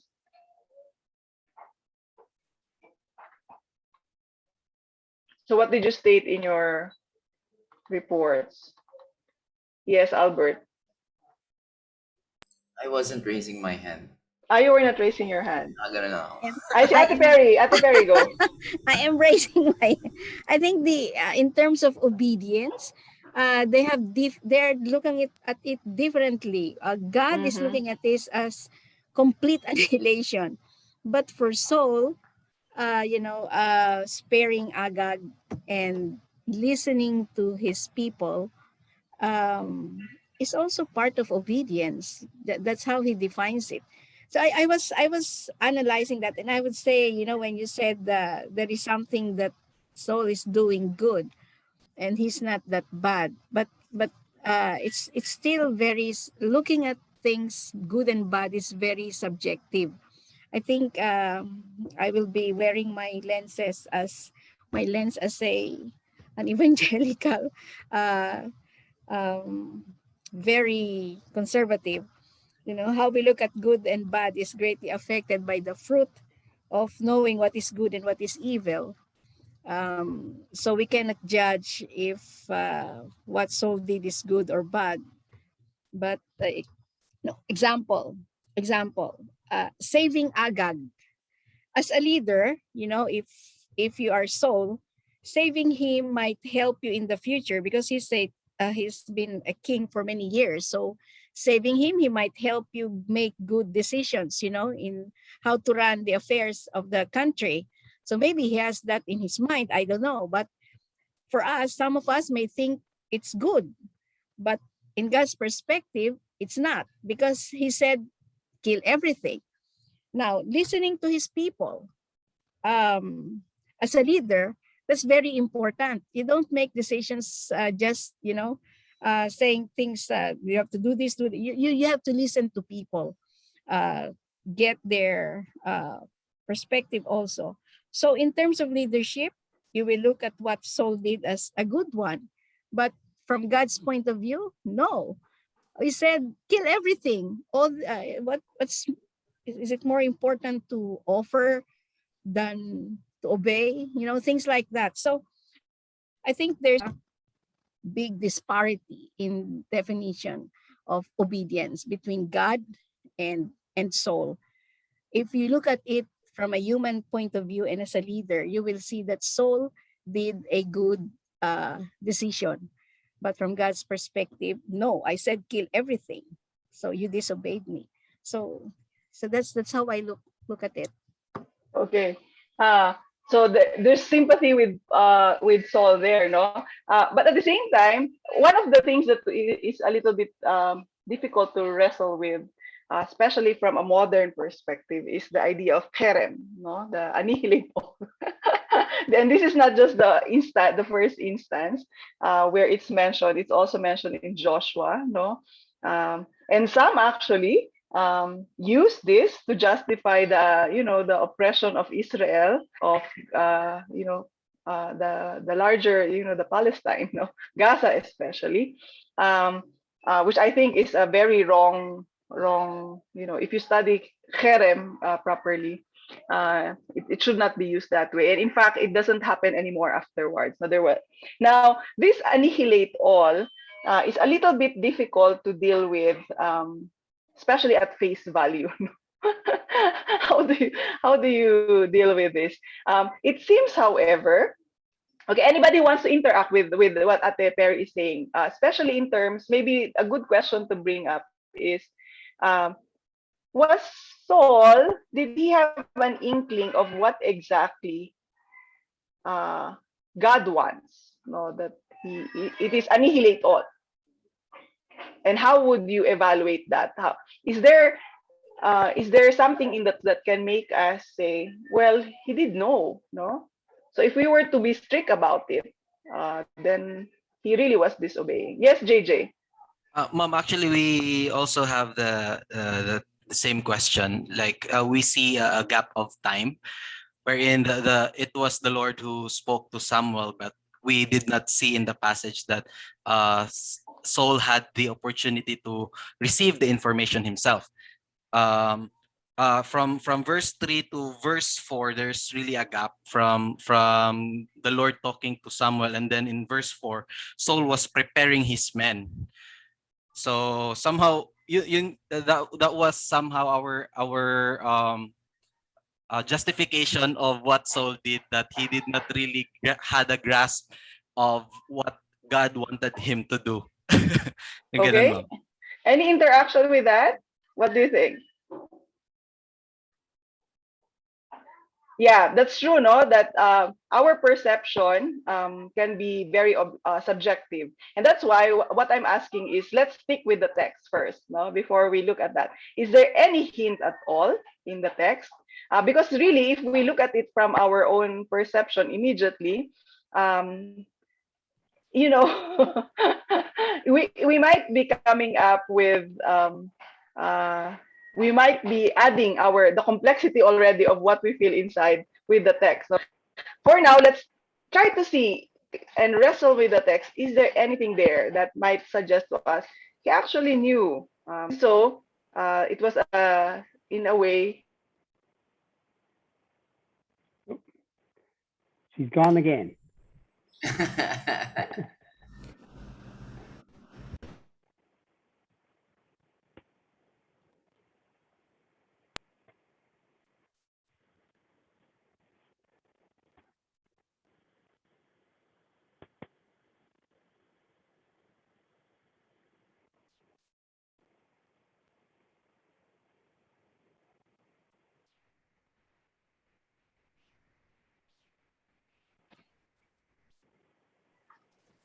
Okay, sorry, Ian. What did you want to say? I saw you raising your hand before I disappeared. Yeah, I suppose, and this is the two perspectives in conflict, right? There is Samuel and Yahweh's perspective, and then there is Saul's perspective, right? And whether he submits to the people or his own decision and stuff like that. But when I was reading the text, and I think about him keeping Agag, right? I probably got a different view to Andy Perry, right? I know it's 1,000 years later, but this sort of reminds me of a Roman triumph. So the sole purpose of him keeping Agag alive is to demonstrate his power over this defeated enemy, right? So in a sense, so that was how I read it, right? Like, I don't know if I'm reading 1,000 years, something that's happened, but whether it was a common thing within the Near Eastern, ancient Near Eastern history that they they kept the defeated kings to demonstrate their power over them. And we do notice that Nebuchadnezzar does that to Jehoiakim, I think, sort of, yeah. So it is. So I wonder if that is probably the difference, right? Like there is this completing point of view is that Yahweh and Samuel wants obedience, right? Where Saul wants to demonstrate his power not only to his people, but also to the people around Israel at the time. That's my view. Yes. Well, it's good to bring up that issue as well of what can we learn from the ancient Near East, no? Because sometimes there's really something to learn. No? For example, the building of the temple. Why did David want to build, and why was he why was he told no? No, there's an insight from ancient Near East might actually give us, some idea of how to deal with that. So that's a possibility. Plus, as Ate Perry has mentioned earlier, Ian, still there? Okay. In fact, there is a part there where he said it seems to give us the idea that he was pressured by the people. Where is that? In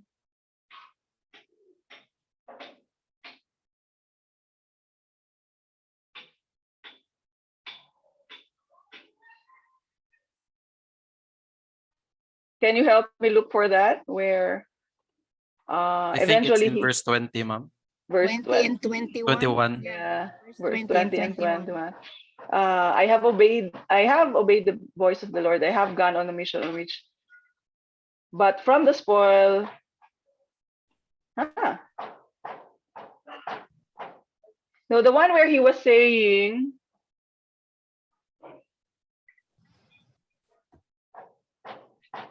Or is it in verse 24, ma'am?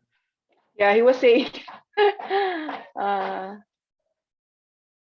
yeah, there, because I feared the people and obeyed their voice, no. And one of the things that can enlighten us, no, how do we look at this? You can look at the earlier experiences of Saul. This is actually not the first time that he was pressured into something, no, and can give you really a feeling that he is not a very confident person, no. And that might in fact explain later on how he dealt with David, that even if David kept trying to help the Saul, no, by fighting the enemy, there was very little appreciation, and Saul just saw him as somebody who is an enemy, a competitor, no, a potential competitor to the throne. So there are hints here and there, no. That one would be a very strong. Anything else that you see in the text that might give you so let's hold off our modern judgment first of this aspect. Let's hold it off and try to see the text. No, what does it suggest to us in terms of how he responded to the command to annihilate? No, definitely Cherem by this time is something that they understand very well. No? If you were to follow the the order, no, provided by Joshua up to Cherem is not something that's not new. No, it's something that's done not just by Israel but by other countries as well. Okay, any other hints here that there is that he really did not obey. There's even a slight awareness of this. Ma'am, is it? Ay, Sige. sige, Kuya Ma'am, JJ. Si Tin I muna, would, JJ, no? yeah, I would volunteer at Christine. Oh, sige, Tin, what do you want? I think po, ma'am, Saul knew that that is the commandment because the word all and the specification of who will you kill, the the both women and child, everything. And then when in verse 6, when he saw the Kenites, he said, Mhm. go, kasi madadamay kayo. So I think he already knew that all should be killed. But because of the pressure of the people, he was too afraid. Okay, yeah. And you can also see that do you see the repetitions? There are repetitions, might not be very exact.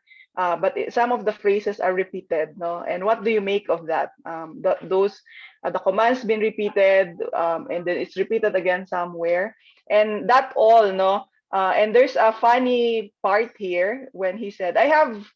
He didn't say. He did not elaborate. When Saul went to Samuel, he said, he said it in general terms. I have carried out your command, no? Given all the repetitions here, he did not say, I did not do this and do this and do that. And then Samuel said, so why do I hear the bleating of the animals, no? The cattle and the so it's a little bit funny how Saul actually answers him here, no? Anything else in terms of the disparity of perception? Um, okay, Si, I think, Sige. sorry. Sige, Pastor Jojo muna, then we go back to Ate Perry. Okay, I think Saul no, because this is what just but a few generations from Joshua. So the concept of Kerem is still very fresh in their memory, and this is a culture where they have long memories and stories passed down from generation to generation. Also, he tried to excuse himself, and he thought that he could just use the animals to worship God. So it's like he was trying to say that yes, I obeyed, but the things that I did not, the things that I did not do, they were for worship. So it's like Saul was trying to worm his way, lumulusot si Lumulusot. Paul. So it's obvious that he understood because he was trying to justify what he did. Otherwise, he would not have said that he would not have tried to excuse himself. So there was this Okay. understanding, but there was also this deliberate baka lang naman makalusot ako. That sense in his reasoning. Okay, Ate Perry. Yeah. I think see Saul, he has his own definition of obedience. Like for example, in verses 22 to 24, from Samuel's point of view, Saul rejected the Lord's command, meaning he disobeyed. From the Lord's point of view, he said, so the narrator said, Saul turned away from him and disobeyed his command. But from Saul's point of view, it was not him who sinned, who disobeyed. It was his men. So why will he be punished and rejected when it was his men? So his definition is different, or perspective is different from what Saul and Samuel and God was saying. So I don't know, something like that. Okay. So you can these are instances where you can pursue, no? Try to get, so Ate Perry using the same, they're not entirely different. So there's disobedience. Ate Perry is explaining it in a different way. Pastor Jojo is explaining it in a different way. If you were to take on this, no, I want you to try to pursue all possible evidence, no, from the text, no, not from our judgment judgment of it. So, for example, try to look at. It's good really to bring up the issue of kerem. Kerem is not just something that is new in Joshua. It's new in it's a pervasive practice in war within the ancient Near East, and it's being used here, of course, in the narrative to come up with stories and make a point. No, but it's not. What does this mean? No, for them. Did Saul not understand what the concept of kerem is?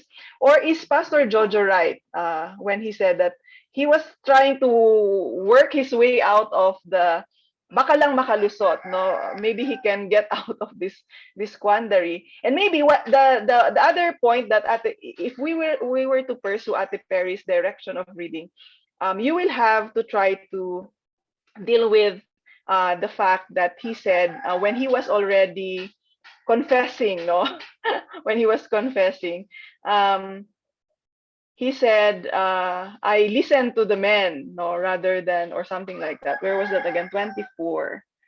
Um, because I feared the people and obeyed their voice. No, so what do you make of that?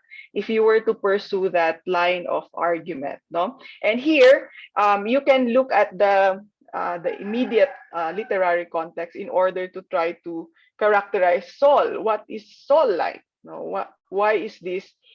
Is this an incident that just happened here, or are there evidences that this particular utterance of Paul, when he said, I feared the people and obeyed their voice, is this something that you can use to characterize Saul, given other aspects of the larger Saul cycle narrative? Okay. Anything else that you want to bring out here? Let's see. May sinabi.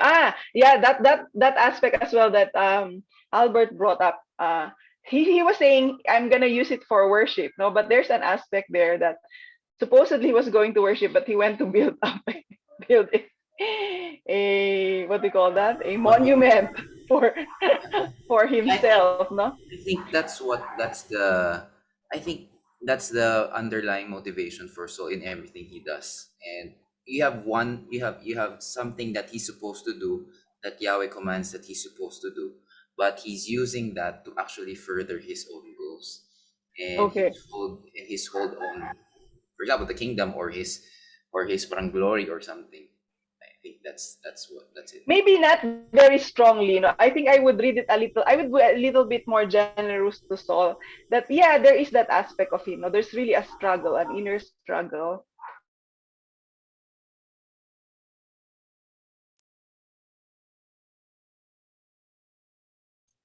Okay, Prof. Albert, take it away. So, Cass, what are the perspectives that you want to share? What are the other perspectives that may differ from Ma'am Anel's perspective? Hello, hello, hello. Ayun na, nandyan pala My siya. back. Yes. No, Albert I'm took not. over. Albert Yeah. took over. Oh yeah, because I know Albert is my ano now.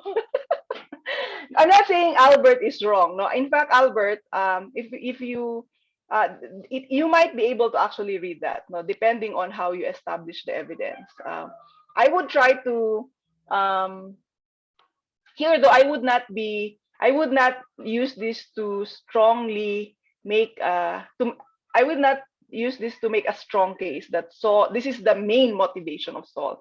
I think there is an aspect of Saul that really wants to please God as well. It's just that he's also wanting to please others, no.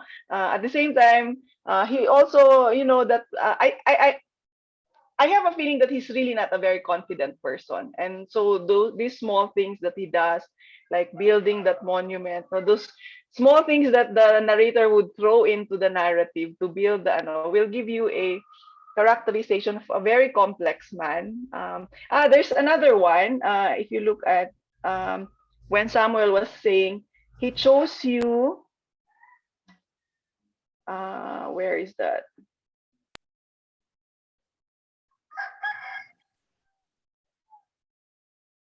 When he Verse was giving 17. Verse 17. When ah 17. here this is Samuel said, though you are little in your own eyes. No, that really sprung up to me. You are little in your own eyes. I, Well, I that's not. yeah. Yes, Ate Perry, go. I have a question there because then only the narrator said that Saul built the monument, and he said that Samuel heard about it. He heard about the building of the monument, but when he spoke in verse 17, why did Samuel say that even Saul considers himself of no importance when he knew, according to the narrator, he knew that he already built a monument for himself. Anyone wants to interact with that? I'd like to say something about that. I think Sige, Pastor Jojo. from Berlin, Berlin mentioned that there is a precedence for the narrator's words to be prioritized when we interpret the text versus the words of the character. So it's the narrator first and then the character when we prioritize our understanding of the text. So if the narrator said it, it's most likely the narrator's words over Saul's perception of what happened.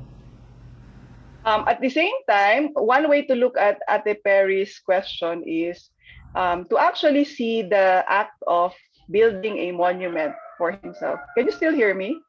Yes. Okay. Yes. The act of building a monument for himself really as an evidence of his low regard for himself. Yeah. No, that it's possible to also look at it that way. But it's true, no, what Pastor Jojo is saying, that if you look at the levels, remember that in the lecture, there's levels of point of view, and usually the one at the highest is the narrators. No, he is the one that the one that you are should be a little bit more suspicious of would be the characters. No, but here, the one who actually said, you perceive yourself as small. It's Samuel who is saying this. The question is the narrator taking this as also his own perspective of Saul? Is he using the dialogue of Samuel to say something about Saul? No, so we don't just rely on the fact that Samuel is a prophet, so maybe his words are reliable. In fact, there is part in chapter 8, I think, of Samuel, where there is a slight critique of the prophet Samuel. So it's not exactly, that perfect, that perfect character that is usually portrayed. No, although he's very good. No, I think he's one of the better ones, but he's just human. No, remember he also made his sons judges. And there was you can sense the critique of the narrative over what Samuel did. No, he made his sons judges, and that can talk about leadership.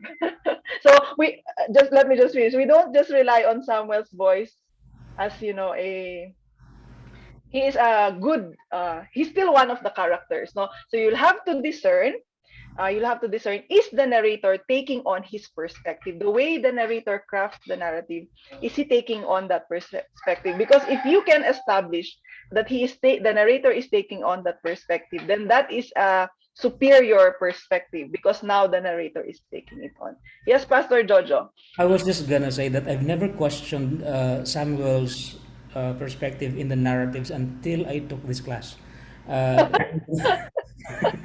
but that's a very good input. Yeah. What I was gonna say is I have to take with Albert's perspective here that Saul was actually, I think, a people pleaser, and he was very concerned about his reputation. Two things: because he was afraid of his men, what his men would say, and number two, when he was rejected, he wanted to walk with Samuel, going out so that the people would see them walking together.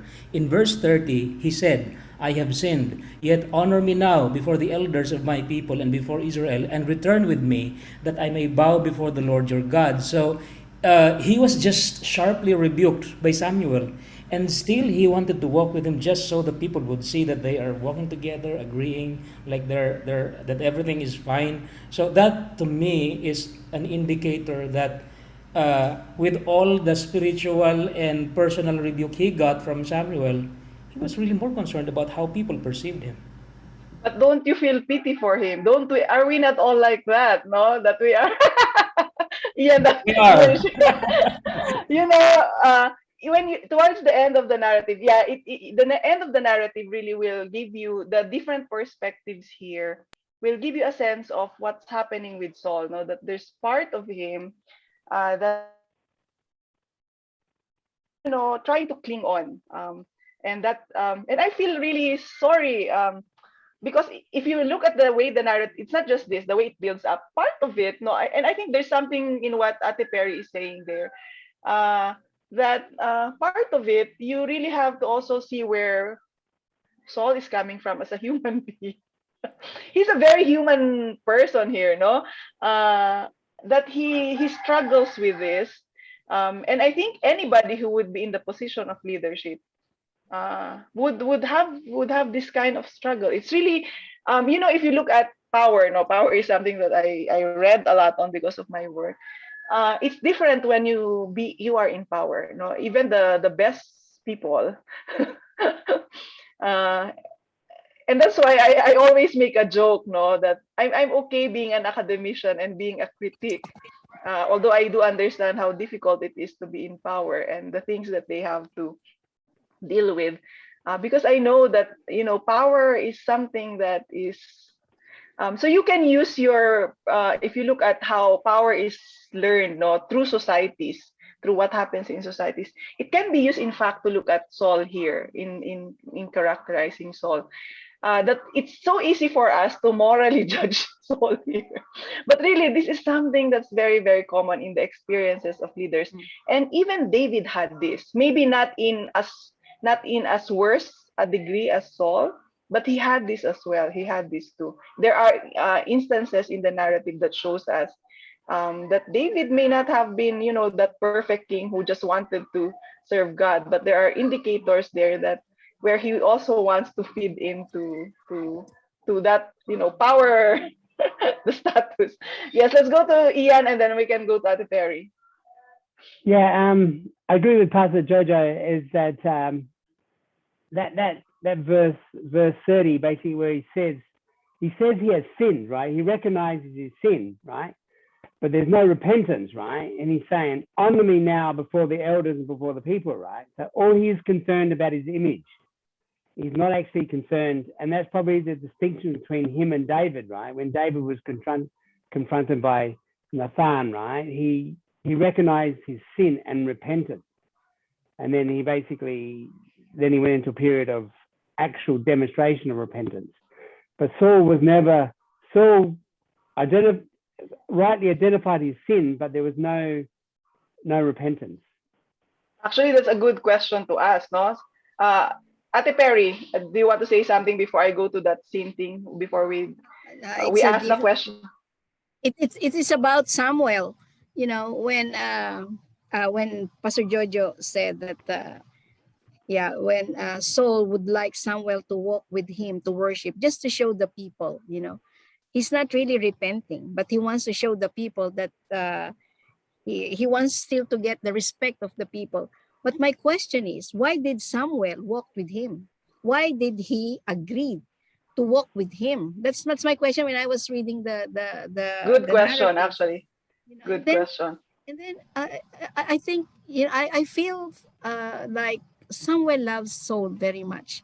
Yes. When you Okay. also read there, he pleaded to God all night, and I was said, wow, this is he loves Saul. Uh, so maybe that's the reason why he walked with him back to worship the Lord, and that's why, when he said, when you were starting low, when you were starting, you were looking at yourself very low. That's already a how do you say that? A reminder to Saul that when you started, you were like this. What happened to you? And then he walked with him again, just to show him that, okay, your low self image, I will help you there. But still, he did not. And I think the fact that Samuel killed Agag is a way of telling Lord, maybe you will forgive him, because now Agag is dead. But still, the Lord did not change his mind. He already rejected Saul. And so it was very, very painful for Samuel, such that he did not see him again. That's what the narrated. He did not see him ever again until he died. So it must be very, very painful for Samuel that the first king of Israel did something like that. That's just a thought. Yeah, definitely. I do agree with Ate Perry in that. And yeah, what Albert is saying, kasi love ni Samuel si Saul, parang si Ma'am. That's true. In fact, I think one of the reason why I feel sorry so much for Saul is because I can see the perspective of Samuel. Very clearly, the narrator tells us that even towards this is like your mentor who does not give up on you, even tries to do even the smallest thing just to give you that small aspect of redemption, even if you cannot be redeemed fully anymore, but still gives you that, that's a very beautiful image of Samuel. And I think whenever I see that, that's why, because of that perspective in the text, otherwise I probably would be more judgmental of Saul as well. But because of that portrayal of Samuel by the narrator, of him even giving that small due to Saul, no, the failed king. And I do agree that he really loves Saul, no, and that's why it's so difficult for him, because he tried to do everything for Saul, but things are things. But he did give him his, whatever he can give him, no, even to the last moments. It's a very, very sad story there, no? Si Samuel pa nga nagalit kay God. Okay, now the other thing that I want to point out, which might be a small thing here, which I think is one of the evidence that Saul is very much aware that he is, trying to thread a very thin line of obedience and disobedience, is that very curious addition of the Kenites.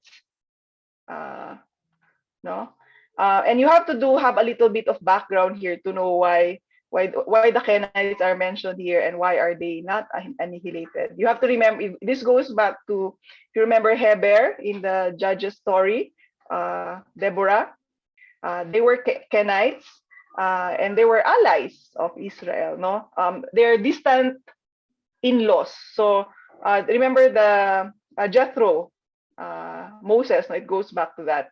They are Kenites. So there's always been that good working relationship, even if they are not entirely part of Israel as a tribe. And actually, this will also tell you that Kerem is not total, not very total. In fact, there were only 7 nations that has to be annihilated. So if you do a very rigorous study of Cherem, there are actually exceptions to the rule, even if usually when it's given there, it's all, yeah, all, but it was referring here to the Amalekites. No? And here, when total, in the sense that when God said, kill the Amalekites, you kill all of them, including their livestock and servants and things like that. But the recognition of Saul to differentiate between the Kenites and the Amalekites, no, would be an indication that, well, he knew what the order was. So, there is a certain knowledge. So if I were to write this, I would probably use that, not a very, very strong evidence, but I would allude to that as a possible potential evidence to say that he did know, but he was treading that very thin line between obedience and disobedience. So yes, it's a disobedience, but not a very, it's not a binary thing. No? It's not a 1 and 0 thing. And life is like that. It's not, it's always a spectrum where you move closer to certain realities and farther away from some of them. And that's really what you're trying to explore here with narratives. Okay, so let's try to leave this. I will not be talking about space anymore because I think, well, you've seen how I've explored the notion of space in, what do you call this? Notion of space in my paper Judges 19, or the idea of space. Now, sometimes when we talk about space, a place is just a place. It's not as significant. It's just there as, they needed a place, a setting. But sometimes a place is very symbolic. So you have to keep an eye on that.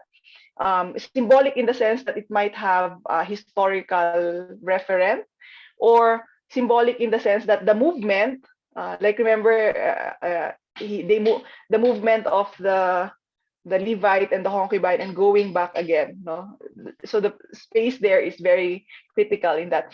But I will be linking an article, I think by Amit, to talk about that. God commissioned Saul to annihilate the Amalekites, but it seems that Saul received commission from Agag. That's why he spared him. Well, we don't know. No, it's hard to know what exactly. What is very clear from the text is there was pressure from the other people. How, if there are any other benefits that he got from it, the text is quiet. No, so we have to admit that. But so you work with the evidence that you have here. It's possible that he might have, there might be have been other considerations in the sparing of Agag. No, but yeah. Anyway, I want us to do some, just an introduction and some, what do you call this, to the next one, so that we will be looking at analysis of style. Okay, and we will do a very short, okay,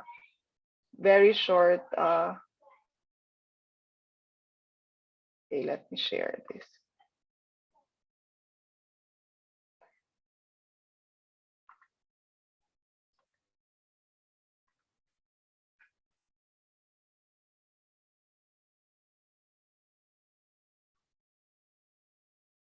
By the way, okay.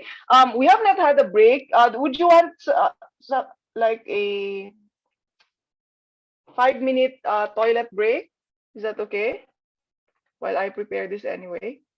Okay, sige, 5 minutes. Let's return maybe more than 5 minutes. Let's return at 12, half 12. Okay.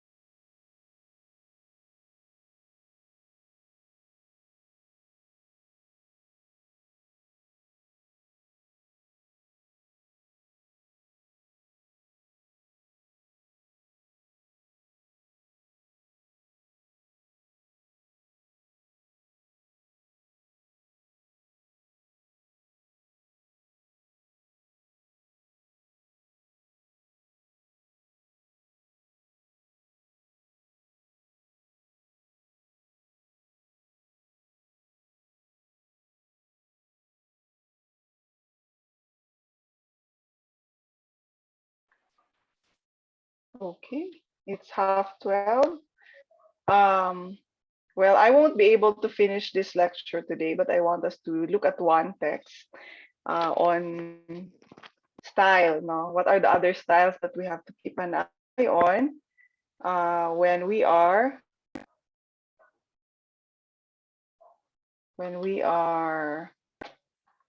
studying narratives? And there's actually several more than this. No, but these are the ones that are more common.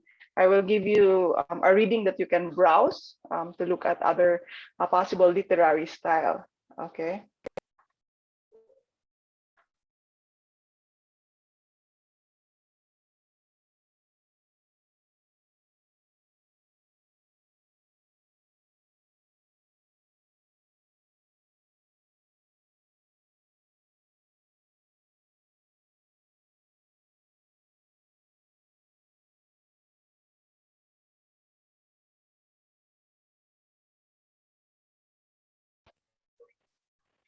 Sorry. My goodness, this internet connection. Where is that?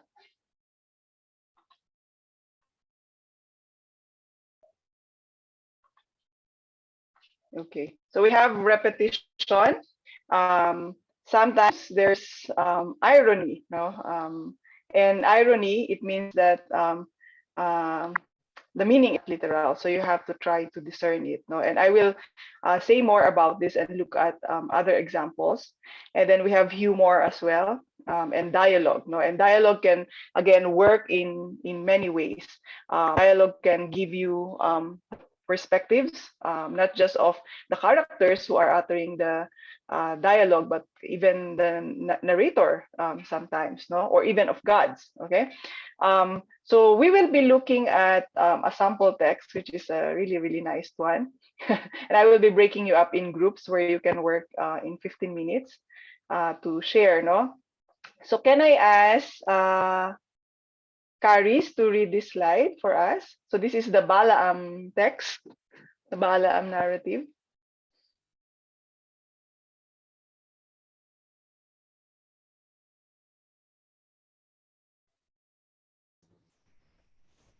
Hello, can you hear me? Yes, yes. Okay. Numbers 22, verses 1 to 21. The Israelites set out and camped in the plains of Moab across the Jordan from Jericho. Now Balak, son of Zippor, saw all that Israel had done to the Amorites. Moab was in great dread of the people because they were so numerous. Moab was overcome with fear of the people of Israel. And Moab said to the elders of Midian, "This horde will now lick up all that is around us, as an ox licks up the grass of the field." Now Balak, son of Zippor, was the king of Moab at the time. He sent messengers to Balaam, son of Beor, at Ethor, which is on the Euphrates, in the land of Amal, to summon him, saying, "A people has come out of Egypt. They have spread over the face of the earth, and they have settled next to me. Come now, curse these people for me, since they are stronger than I. Perhaps I shall be able to defeat them and drive them from the land. For I know that whomever you bless is blessed, and whomever you curse is cursed." Okay.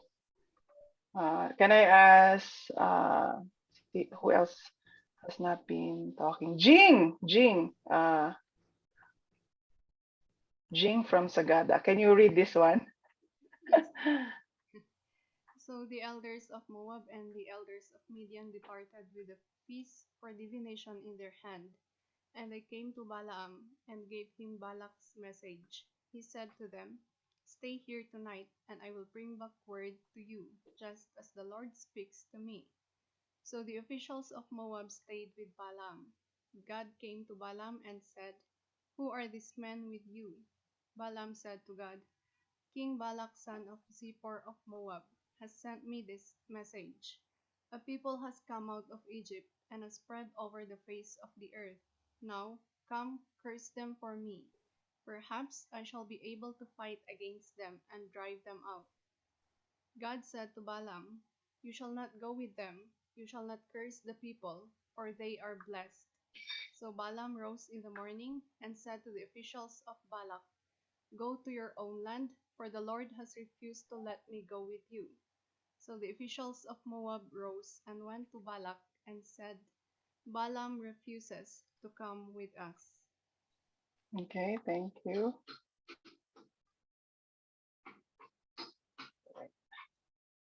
And can I ask who else has not been? I haven't heard the voice.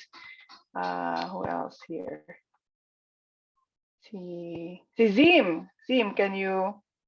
Zim has been typing in the chat naman, but can we hear your voice and read this for us?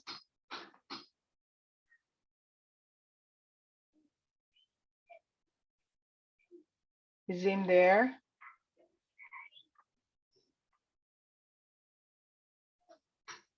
Zim is not there. How about Ian? Ian, the other Ian. Ian Akda. Okay po. Verse 15. Once again, Balak sent officials, more numerous and more distinguished than this. They came to Balaam and said to him, "Thus says Balak, son of Zippor, do not let anything hinder you from coming to me, for I will surely do you great honor, and whatever you say to me I will do. Come, curse these people for me." But Balaam replied to the servants of Balak, "Although Balak were to give me his house full of silver and gold, I could not go beyond the command of the Lord my God to do this, to do less or more. You remain here as the other did, so that I may learn what more the Lord may say to me." That night God came to Balaam and said to him, "If the men have come to summon you, get up and go with them. But do only what I tell you to do." So Balaam got up in the morning, saddled his donkey, and went with the official of Moab. Okay, now that's not the text that we will be working on, but you will need that. That's the context. Okay, so what I want you to do is to look at the next episode of the story, verses 22 to 35, and try to look at the most repeated words and exclude proper names or characters. No, but maybe you can focus on the verbs in any language. Well, of course, you don't just disregard the others, especially there are nouns that might, you think might be thematically important. But verbs would definitely be the heart of narratives, no? It's action. And try to identify the three to four most important words, and note how many times the word is used and in what is context, who is acting or speaking, and try to note parallel or contrastive ideas, and try to discern the answer for the last question, which is, what do you think do this repetition emphasize, and what is the point which is being derived at? Okay, so let me stop. Can you take a picture of this? Although I can put this in the chat. Okay.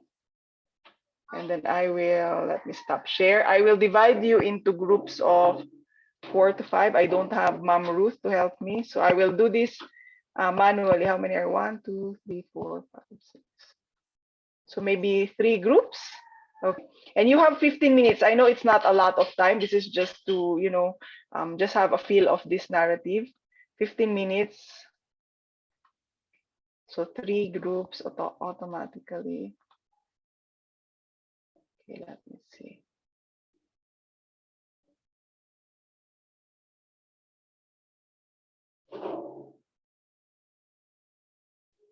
Okay.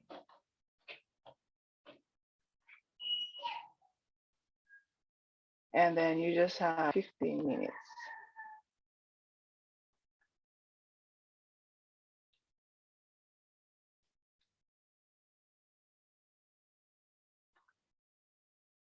Okay, so you will be,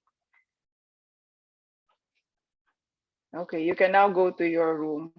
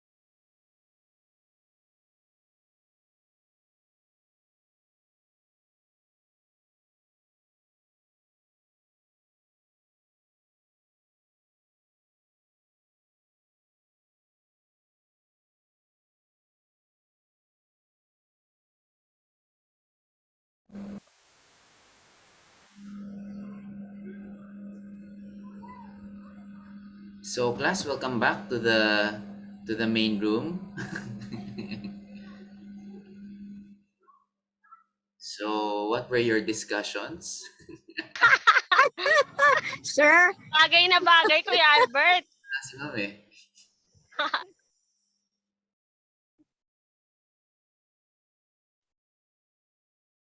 Baka nasa ibang group. Oo, wala na. Hindi na babalik si ma'am. eh, Ayan 1 na. o'clock, tapos na tayo eh. Oo. Jezreel, you are the host, so can you lead us in the You can discussion, actually please? share. So who wants to start sharing? Group 1? Since I'm the host, so I have the authority to. Yes, Sino bang host? Sino bang host? Jezreel is the host. JJ, Who's he's the the host? host. Jezreel ba? Jezreel, He are you has the the power to accept. So Yeah, you I may be the host, but I'm not the boss. So bigyan mo na sa akin yung host. Akin na, bigyan mo na sa akin. Okay, bigay ko na sa'yo. Oh, yeah, ikaw na, Albert. Ano ako? So let's talk about your group work, okay? So who wants to start? Who wants to start sharing? Okay? Yung donkey daw, yung donkey. Anyone who wants to volunteer? Okay? Wala? Pinasa ko Ayan, na you're sa'yo. the host now. Pinasa ko na sa'yo, ha? Ako na nga talaga. Ikaw na Ako ang na nga host. talaga yung host. Okay, so wait. I'm just going to start recording. Wait. So before we start, I'm just gonna start recording. Ay, hindi naka-record pala. Pwede na talaga, Kuya Albert. It's Pwede na. actually, Albert, it's Yeah? being recorded. You can see up in the Yeah, little it top. is. Yeah, it is. So It is being better recorded. shut So up. Better shut up if, now. you be Albert careful talaga. what you say. Ayan na yung host, Albert. Wala Ala na ka, yan yung andyan na yung host. Wala na siya na. Okay. Sorry. Giging ano Tapos na po si Albert. Kuya Albert dito, ma'am. Si Albert nagtatawag na eh. Teka lang ah.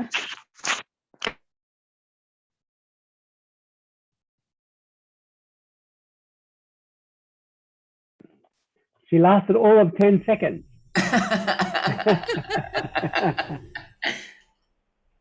Ay.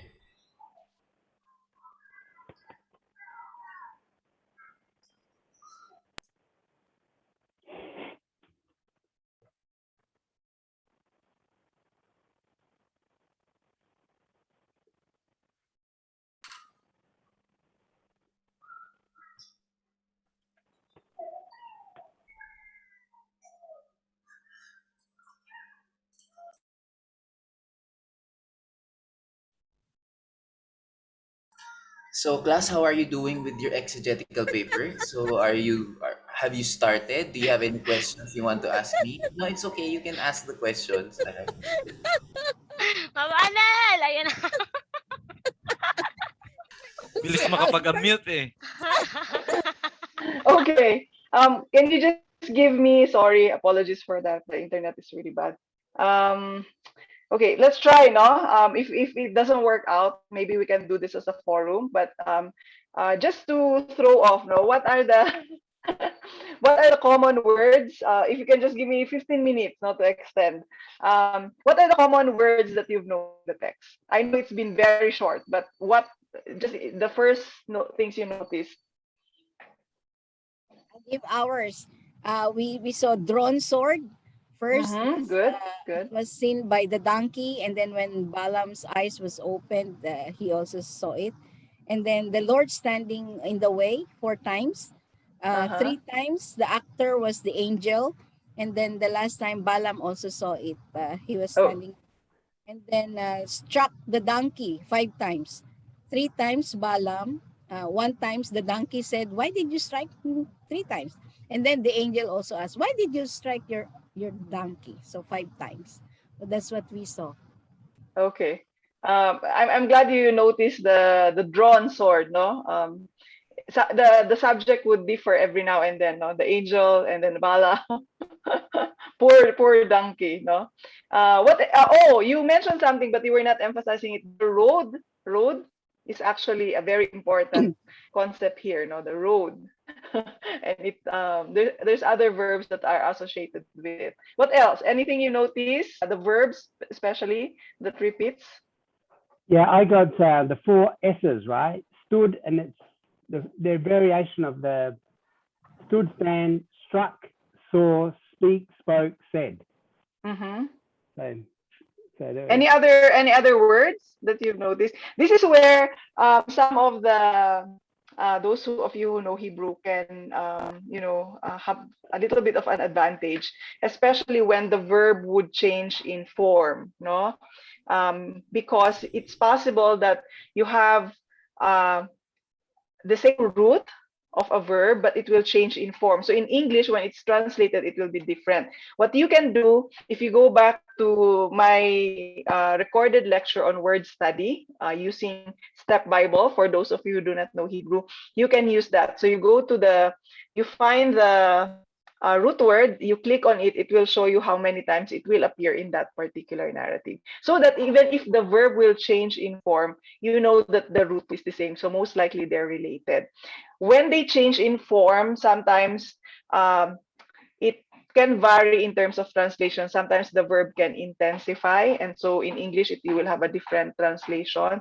Sometimes it is reflexive, no, the action goes back to the subject.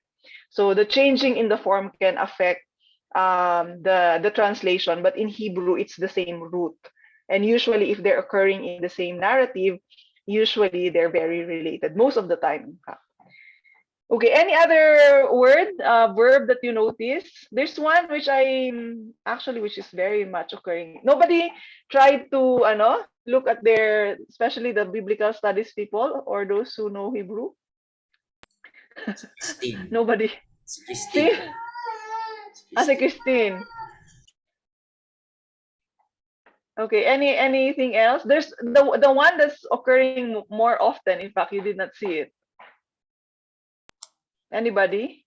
But it should be visible in English. No, it's not very easy if you're just looking at it from the text. No, you'll have to have a program. But there are applications that will be to see it. A verb. It's a verb. Which verbs would be more occurring very often, aside from those that are mentioned? No, struck.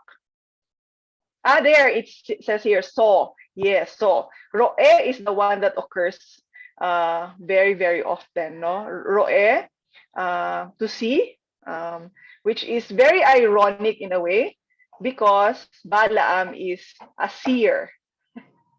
He is. Ooh. So this is one of the terms that is actually sometimes used for prophets. It's possible to be a seer but not a prophet also, but it's possible to be a prophet and a seer. But a seer is the one who sees.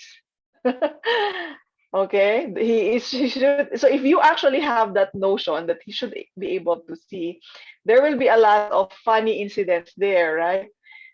Like for example, what would be um, ironical here in the very fact that he is a seer. So seer here is the participle of the verb see, roe, ra'a. Okay. What would be ironic and almost, I would say, almost humorous if you will consider if Balaam is a seer, what would be humorous here?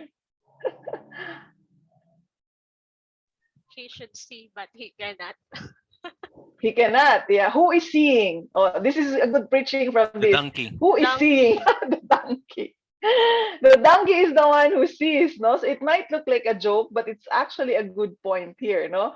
So if I were to make a message here, one of the messages would be who sees, no? It's not the seer, but the donkey. The lowly donkey, the poor donkey who got struck several times, no? The other one, the other verb, turning aside. No, turning aside here and there. Okay? And it's not just in verse 23, it was the donkey who saw the angel of the Lord. No, imagine that that supposedly a seer has that connection to the divine, but Balaam here is being portrayed as somebody who let's be donkeys. ang title of the message of JJ is Let's Be Donkeys. Okay. What about the turning aside? What can you say about that? If you were to look at these repetitions in terms of what is it trying to say to us? What are the things that you can say? So turning aside is one, seeing is another, striking, no, I think naka is the for struck. What how would you, what would the last question in the slide earlier, what would that, where is the, what What do you do you think do think? this repetition emphasize?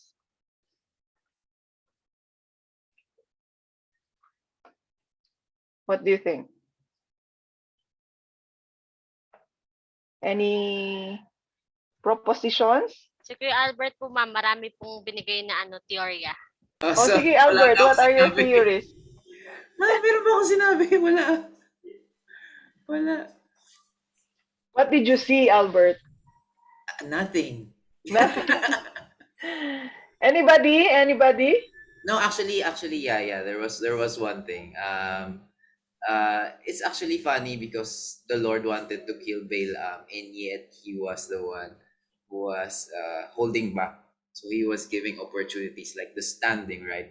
Well, when you're out to kill someone, why would you stand and wait for him? You go to him and kill him on the spot, diba? So the Lord was standing, and then another instance was he was letting the donkey see, right? So that's another one, and then eventually he let Balaam see that he was standing. So he was waiting actually for Balaam to come to him so that he would have the opportunity to kill him. So the Lord, I think, was holding back. So that's one of the things, right?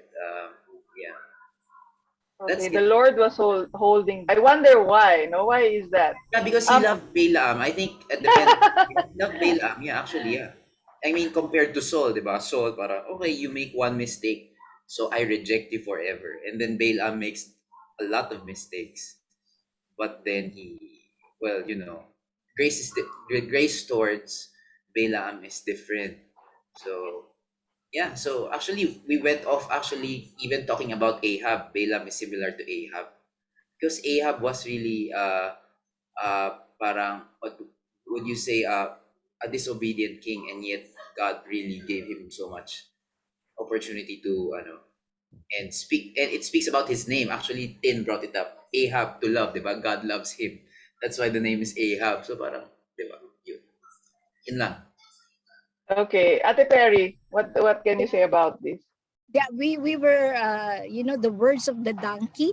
Uh, when he said, the donkey said, "Am I not your donkey on which you have ridden all your life long to this day?" So and he was asking, "Why are you doing this to me?"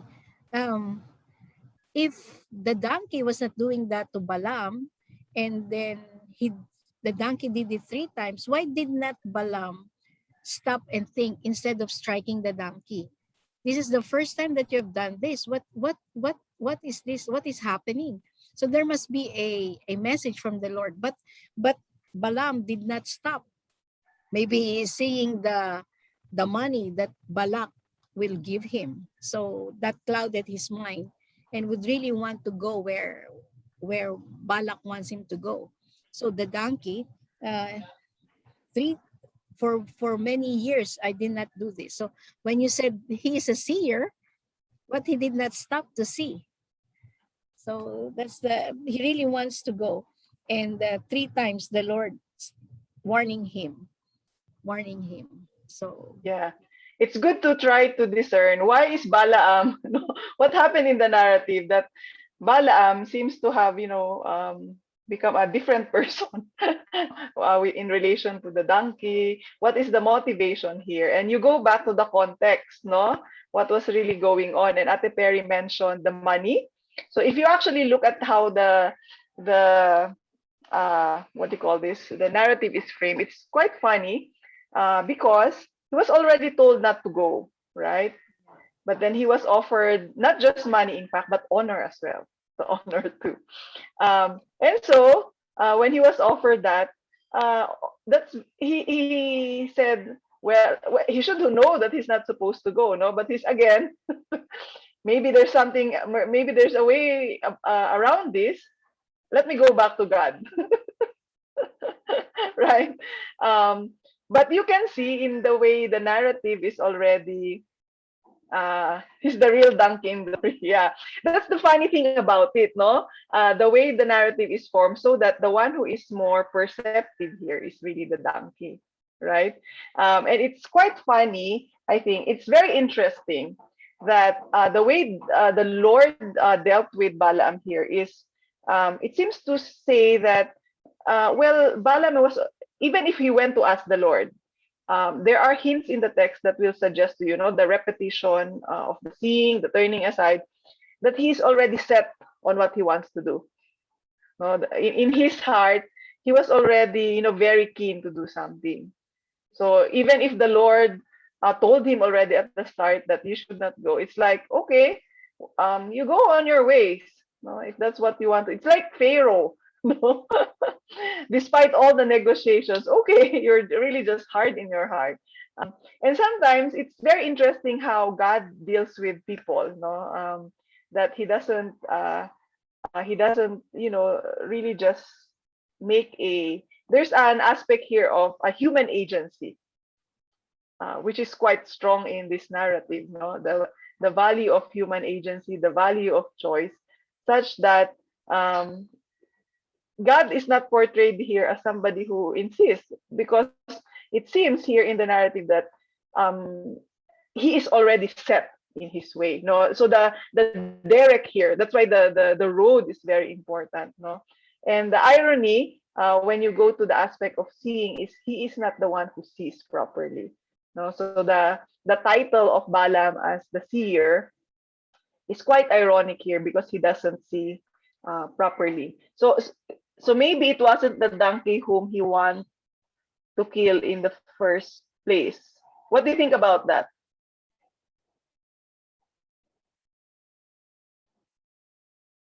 Joanna's question here. That repeated that encounter, that scene, that particular episode where Balaam was, beat the donkey.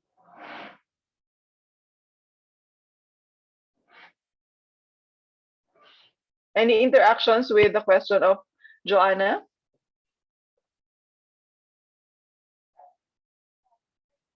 Ma'am, I just find it funny kasi po he has a sword in that scene in verse 31, but he said if he had a sword he would have killed the donkey, but in that's in verse 29. Then in verse 31 we can see that he has a sword with him all along. So Mm-mm. maybe it's out of anger for something or for someone, not really the donkey. Or frustration. No, he was so frustrated that he cannot go on his way, as he was hoping that the way is straight for him. There are no, so you can see here how some. I think in a way you're right. It's not the intention to kill, but still he hurt the donkey, and the donkey said, "I have served you." And why do you do this? No, so in the, well, I will record the continuation of the lecture on the literary techniques and style. Okay, and there are several others, but these are the ones that are quite prominent in biblical narratives. No, narratives can sometimes use humor. Now, if you see repetitions like this, especially the verbs, try to ask yourself why. It's not just, sometimes the theme is being repeated, right?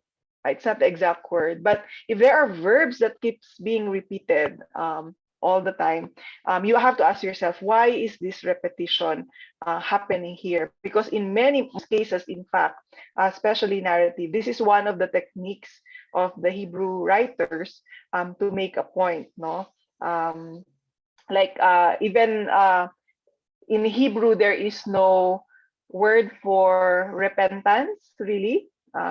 So the word that they use is usually to return, the verb to return. No? But sometimes that occurs alongside other forms um, of shuv. No? So sometimes you have a play of shuv in different forms that would make a very, very strong point with the narrative. But here in the narrative, it's not just the repetition that we see. We see humor because the animal is being used here to actually characterize the seer. No, it's the donkey who sees rather than the seer. And imagine that he's being characterized using an animal, not even a character. So there's humor in the story, in the way it is constructed to make a very, very strong point. And the humor there, of course, is for entertainment as well. Now you get entertained when you explain this to kids. It will really be very funny, and they will come up with all sorts of very naive but very straightforward questions, right? That's the nice thing about kids when you're teaching them. They're very honest, they don't hold back, and they would be asking so many questions about this. So there's humor, there's repetition, and there's irony as well here. So take note of those aspects in the narrative, and I will record the second part of the lecture that you can use for your. So we will have asynchronous by next Thursday. Okay, so thank you for bearing with my very bad internet and for the extension, and I will see you the week after that. Okay. Thank you. God bless. God Ingat. Thank you, bless. ma'am. God God bless bless. Thank you, everybody. ma'am. Bye. Bye, Bye. classmates. Thank you, ma'am. Bye.